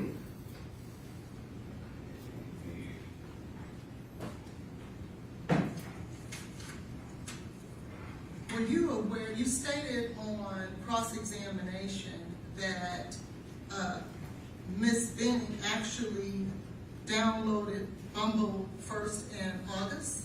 I found a registration message. It may have happened, Bumble may have been downloaded before that, but that would have been at least the earliest time that I know of. Were you aware, or did you find out through looking through the phone that Blaze and Ms. Benning met on Hinge in the same month of August 22?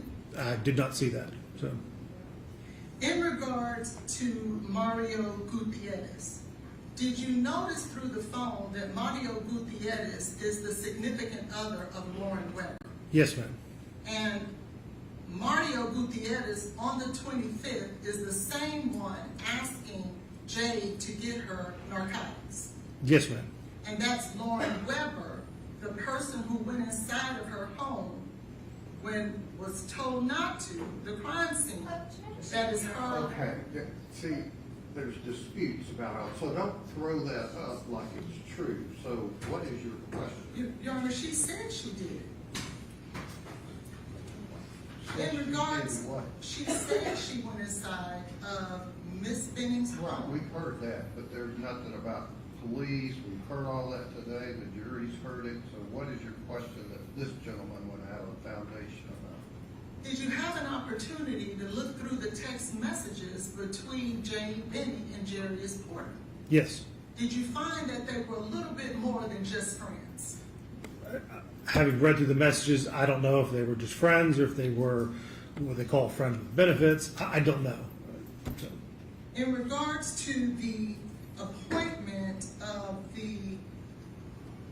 I think it was a February 2nd appointment, for Ms. Benning to go to the doctor to find out the sex of the baby. Did you see any text messages where, well, let me first ask you this, did you learn through the text messages that Mr. Taylor worked for the Tennessee Titans? I don't recall seeing that, so. Did you see through the text messages that on that very same day, he had to work or had an assignment at work with the Tennessee Titans? If I did, I don't remember that, so. In regards to the Bumble application, and I think that the question that was asked of you on cross-examination was that it could be an app where someone will go and say hello to a girlfriend. Is that what was stated? I mean, I thought the question that was asked of me was, is it possible that somebody logged in to see if their girlfriend's profile was on there? I thought that was what was asked. What is the primary purpose of the app Bumble? They call it a social contact website, but for the most part, it is a hookup or dating application. And this is the very app that Jay Benning registered for in August and then downloaded again, and I think you said February. Correct. Thank you, I'll pass it. Any other questions? No, Your Honor. All right, thank you. Thank you, Your Honor. Sorry, let the lawyers step up, just a moment.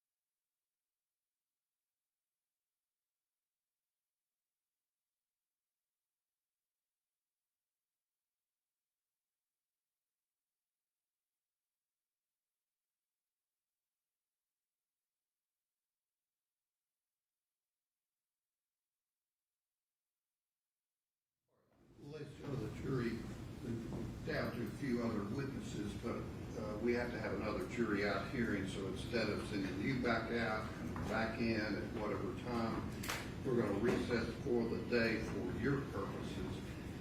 Remember what I said about not discussing the case, forming any opinion about it, looking things up, watching anything on the media, ignore all of that. And tomorrow, be back in the morning, 8:45, 8:50, we'll get you up here and resume the trial. Thank you very much. You can step down.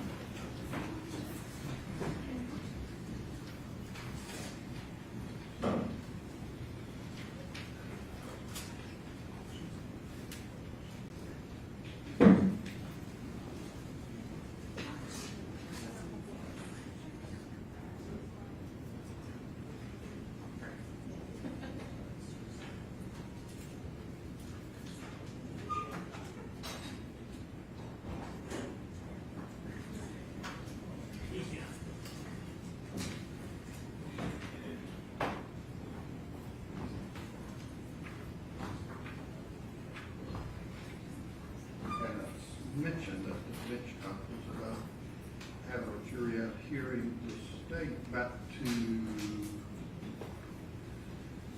this document that was, well, let me ask this, is Dr. Larkin out there?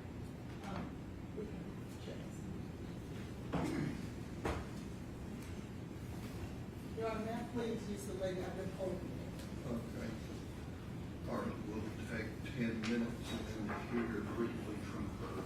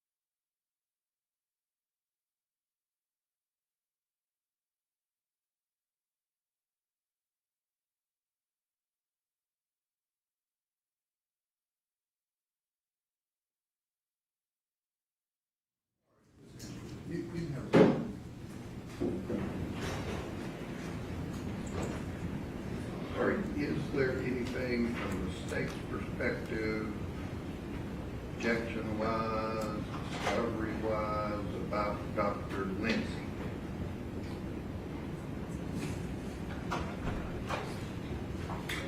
That's the, And we have absolutely no idea what Dr. Lindsay intends to say because we have some handwritten notes that says Right. red stop, top tube and some And- more. she's being called for what purpose, Ms. Holland?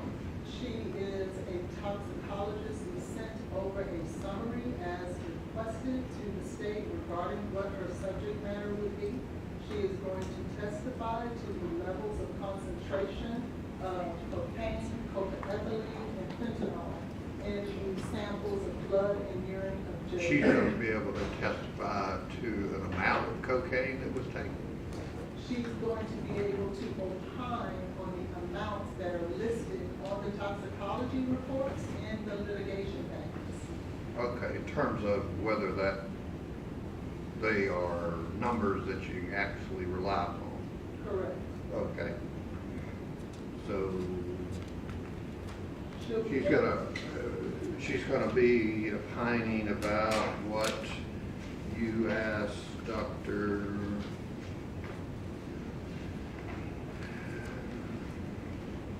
When you got into the 500,000, 98,000, those kind of numbers. No, I didn't get into this. No, I'm not talking about you, I'm talking about the state. Judge, I'm sorry, I have the same standing objection that she shouldn't be talking about any work order that is not entered into evidence. And we don't Okay, plan that- to. That's fine, I don't think they're doing that. So, and then on Dr. Larkin, you now have this document, right? Yes, so I'm asking the state. Yes, sir. The report that we got today? Right. Yes. So, is it the state's opinion that I can exclude Dr. Larkin from testifying because you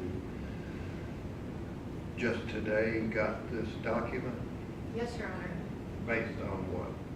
On the prior motions that we filed last year, we have had, zero notice. She's typed a report, she's trying to opine as to the cause of death, Mhm. and we have had no notice. Reciprocal discovery is, well, Well, that's Your what- Honor was specific with them that if an expert was going to have a report, it had to be provided to the state pre-trial. that, Okay. that is not a report. I did not get it until today. The court asked us to Okay. reach out to Where our is Dr. experts. Larkin? She's right here. Let her step up.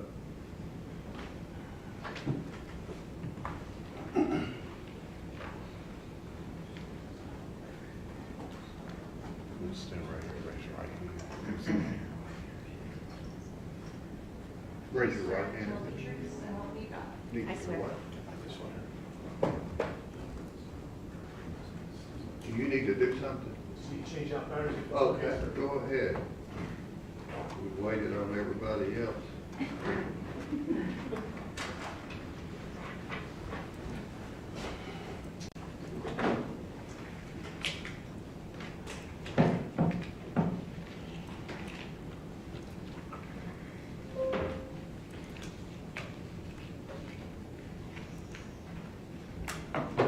Thank you.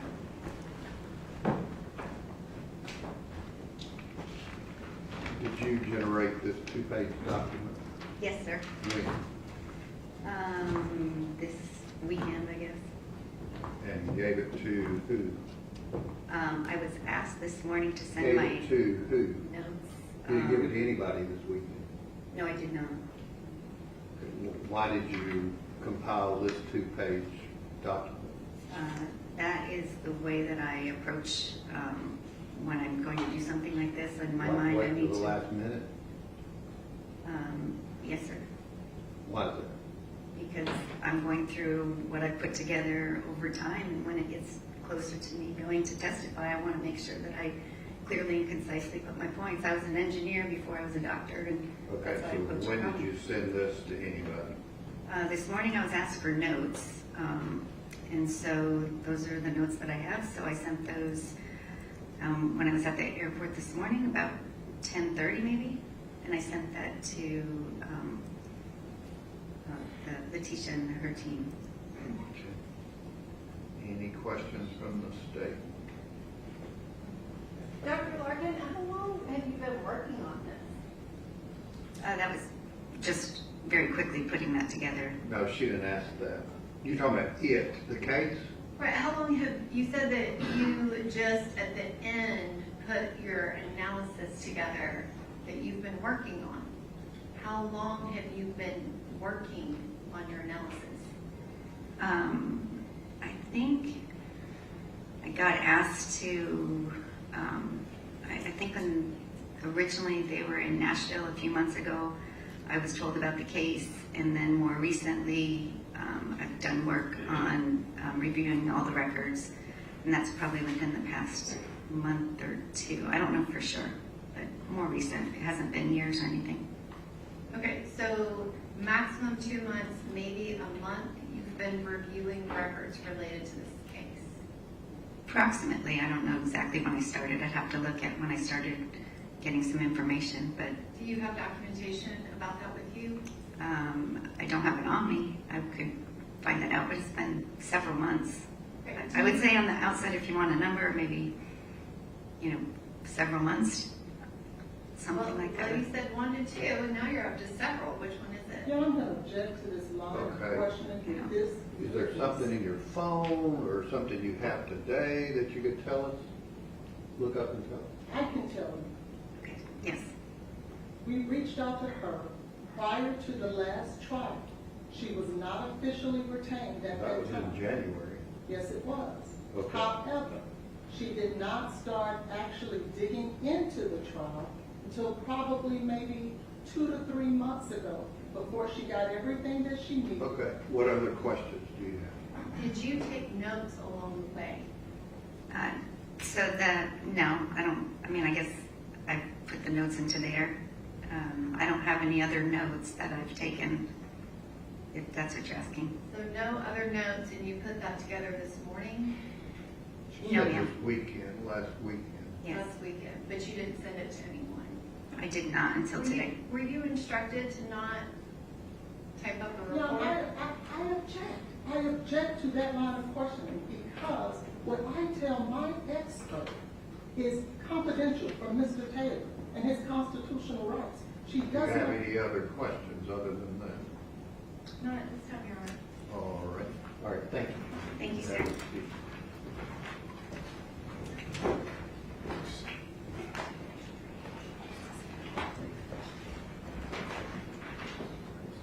Okay, here's what Rule 16, the Rules of Discovery under the Tennessee Rules of Criminal Procedure say, dealing with information subject to disclosure by defendants.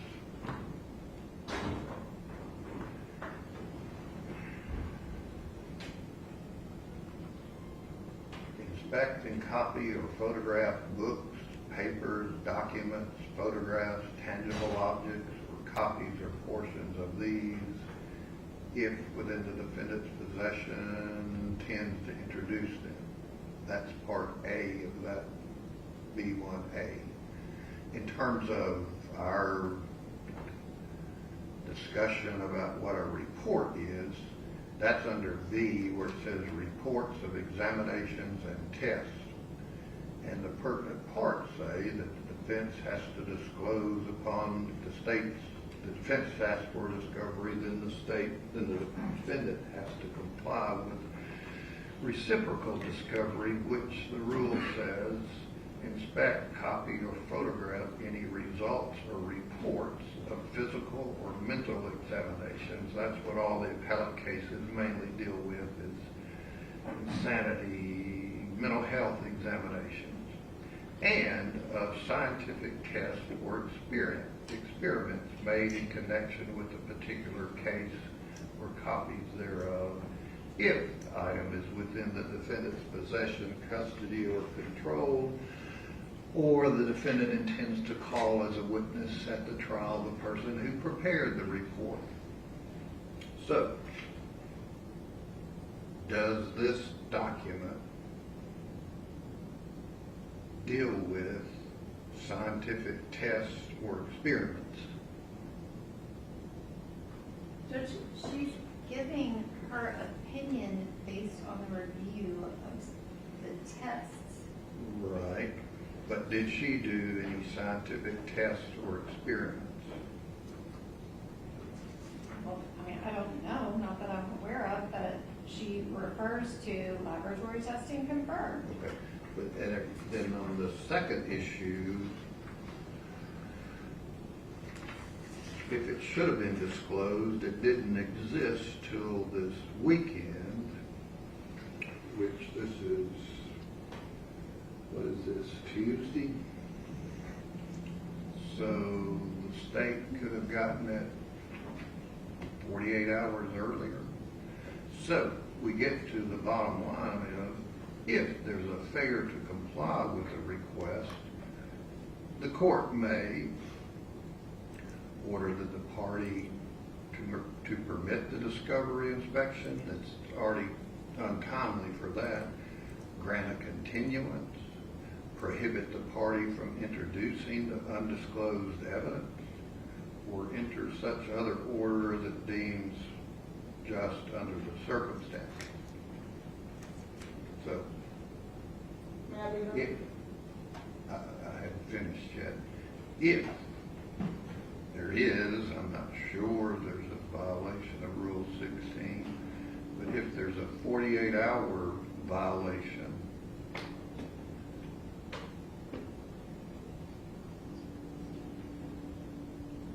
what is the state seeking the court to do? Judge, we're asking that it be excluded just as we did in our pretrial motions. Okay, but does it even fall under Rule 16? It's your decision.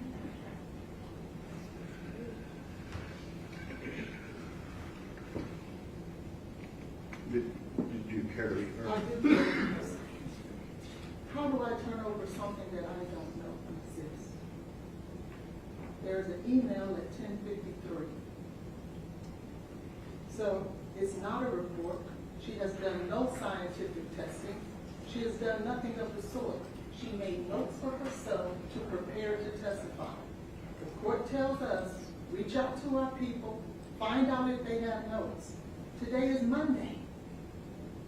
I'm in the middle of trial, questioning witnesses, trying to get all the experts together to give the court what it asked for. That's difficult to do when I'm direct examining and putting on my case in chief. So at the break. 48 hours if she did it on Saturday, which I don't, she wouldn't ask specifically. Go ahead. And so we're complying with what the court asked. She didn't call us and tell us that's what she was doing. And as I've stated, it's not even a scientific test. It's nothing that she conducted any type of test on her own. We don't intend to introduce it into evidence. So I don't understand what it is that we've done wrong. Okay, anything further? Judge, I have a secondary objection, Okay. depending on if you are going to allow it. All right. The state has a couple of other issues with this report, that is notes or report, whatever it is. Her report relies on information that is inaccurate and it's not in evidence. And it's specific to that urine test that Ms.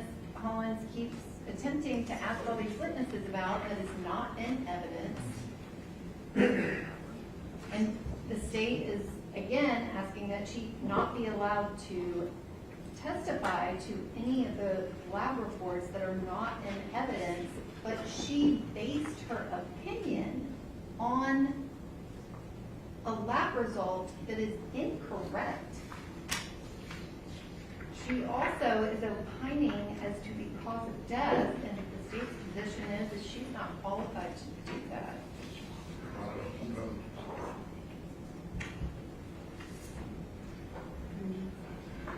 Said she's an ER doctor. Where are you referencing a specific date about a urine screen?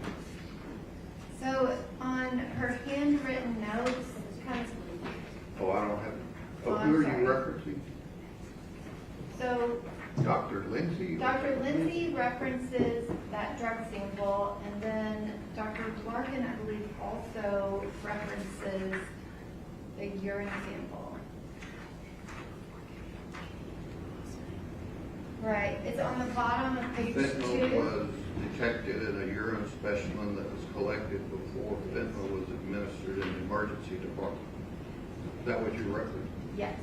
And then it says, therefore, the fentanyl identified in the specimen could not have originated from the hospital treatment, and instead indicates fentanyl exposure before her arrival at the hospital. And then she goes on in the third page, in the second paragraph, to talk about the opioid epidemic that has spread. Yeah, I mean, I'm not gonna let her testify about that. What about is that next to last and last sentence on page 2 accurate, Mrs. Sullivan? I believe that that is a question for the trier of fact. We were given discovery in this case, and when we were given discovery in this case, up until 10 days ago, the date on those lab reports were 2/25/23. Didn't, 10 days before trial, they Didn't changed this- the date, and now we're precluded from being able to utilize that date. well, So we believe that's an issue for the the other trier of screen fact. wasn't tested, right? All of them were tested. All of them. Which one? I thought Dr. Ruccoleri said no one that's been here tested them. No one what?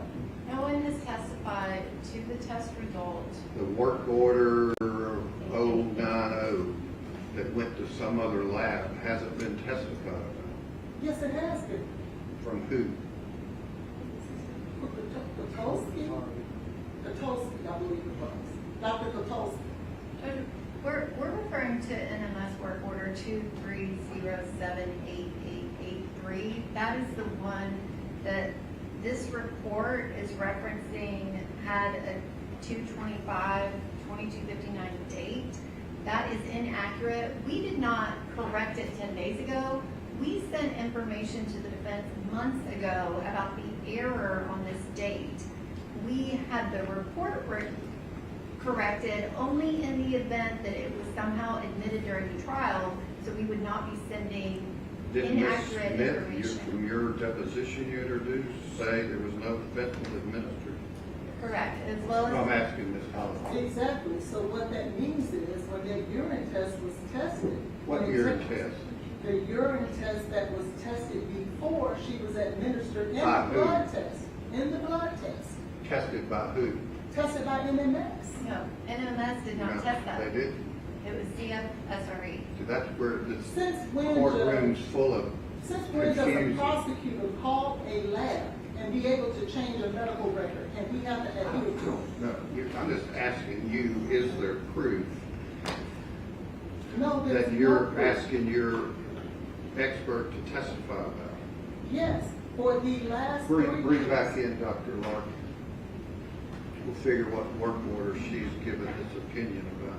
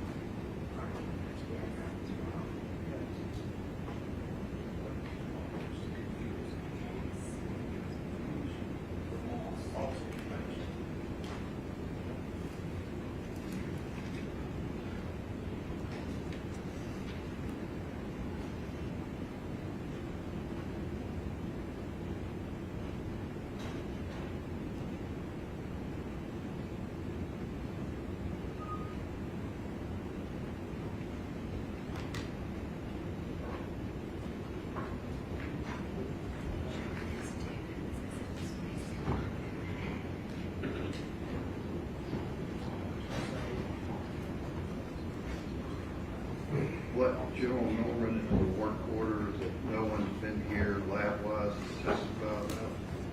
NMS 2307 230.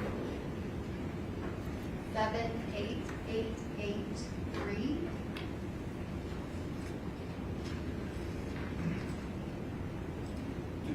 You gonna be able to testify without anything in front of you? No, and no. So my question is anything in this document, 3-page document, that has anything to do with work order 2307883? I don't know. I think Dr. Yancey's in the back. Who? You're looking at the document that I submitted, not Dr. Larkin. Why are you standing up? Because. Just have a seat. Okay, I think, so Just have a seat. I don't have any You reference see to any those work last orders two in there. sentences in your report? It's not a report though, right?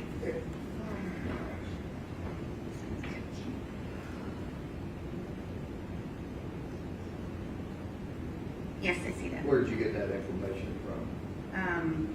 From the toxicology records that I looked at.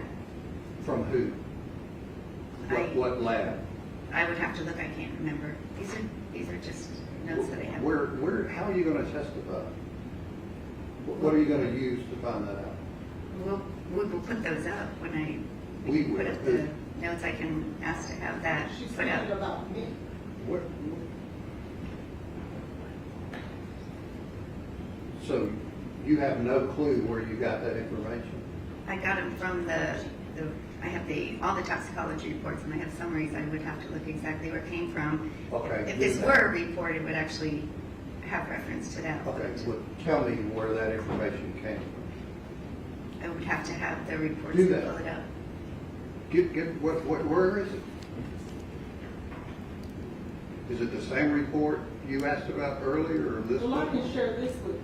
What I plan to testify or have her testify about is Where is the I'm report? alleviating your issue. You're not asking her about those last two I'm not. sentences? Oh, you said earlier you were. No, I didn't. No, sir.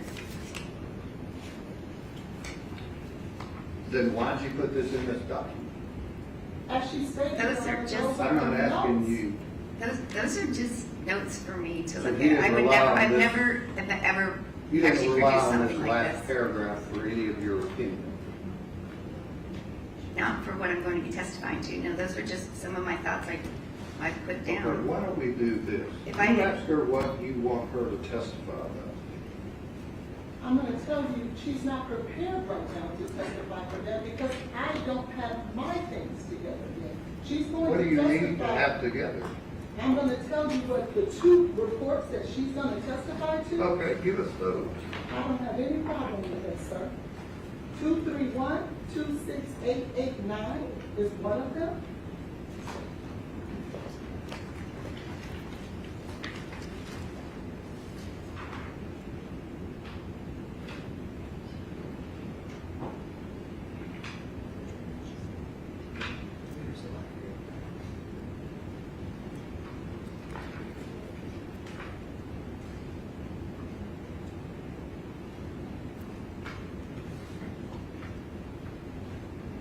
And then 231-29285.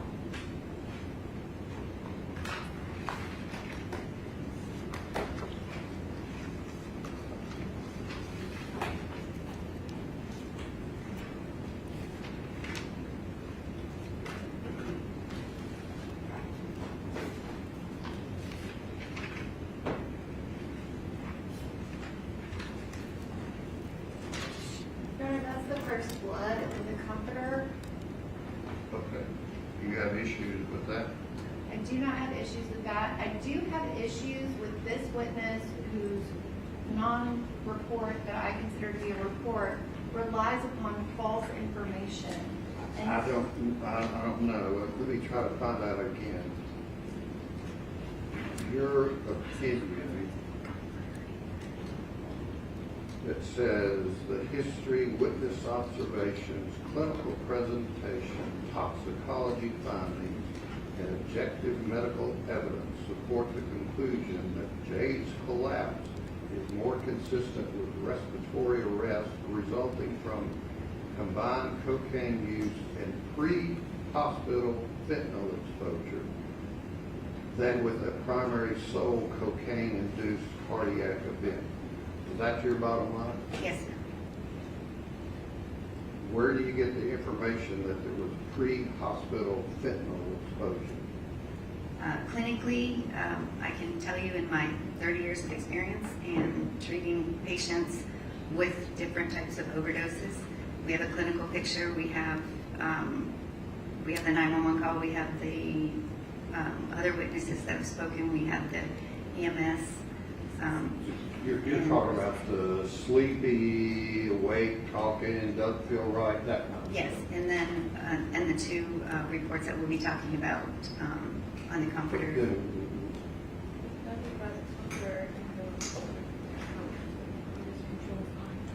So, the, Unfortunately, it wasn't tested for and everything. what wasn't tested?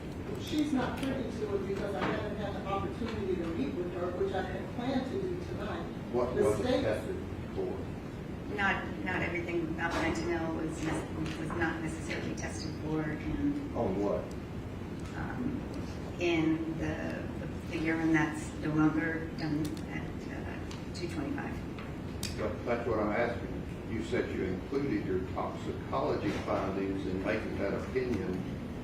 Your Honor, what is unfair is she's telling you that those are notes. Those are not her lasting opinions. That is not a report. So you're trying to commit her to something that she never intended to be that. So that's unfair to ask her for that. She has stated as a medical professional She doctor. put, why Those are did you her include that paragraph? notes. Those are her notes. Those are just some of my thoughts. It doesn't mean they were So what this I'm. paragraph on the bottom of page 2 means nothing to your opinion. I'd have to look at it again. I just made some notes and I probably put,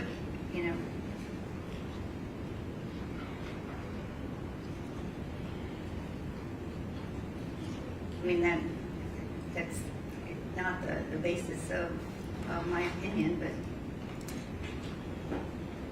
again, they're just notes. They're nothing official. There's no report. I don't write a report that looks like that. I just was asked to give some notes, and they were some things I just put together this weekend. And So you don't know, Ms. Hollins, that you plan on asking her about any pre-hospital fentanyl use? Yes, I do, because it was in the vomit. Their own witness testified that the vomit was the fentanyl was in For the the vomit. lower level and all that. It's hard, it's really hard. But what I'm saying is that the fentanyl was found in the vomit. That was testimony that came from that But you don't state. plan on asking this witness anything about that other work order? No, I don't. Okay. Any other questions? Yes, Your Honor. The state, number one, that was not Dr. Mithen's testimony. Dr. Mithen was very specific. Okay, do you have questions of this witness? Yes, this witness's notes include a reference to the EMS guy said he thought it was an allergic reaction. We do not have those facts in this case. Where are you referencing? That is the last sentence in the first paragraph.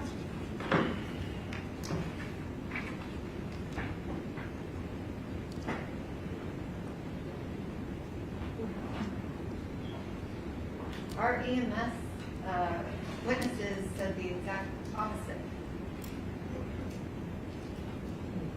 Well, here's what I can't do. And again, if she testifies tomorrow in front of the jury on inaccurate information, then again, you have the Perry Mason moment and say, everything you've said, if it's based on the inaccuracy, would be inaccurate. But she may not be asked that, so I don't know. So we'll have to wait and see what she's asked, go from there. Anything else? Your Honor, may I ask that Dr. Carney be able to watch her testimony if she testifies tomorrow Sure. remotely, so that she doesn't have to be down here, because she's been here all Oh, I after. get that, but it's important, she's willing to do that. We try like we did the direct link, I don't know what happened there. I think you said you resolved it, right? Sir, you will have latency like she did today. It all depends on their Yeah. bandwidth. Just get with that gentleman and provide that link to Dr. Carney. Is she gonna be out of town or something? I don't know, it just, you know, that She's she has welcome a to job be to here. do because she does autopsies. Well, she's employed by Davidson County. If you think she needs to be here, then have her here. All right, thank you.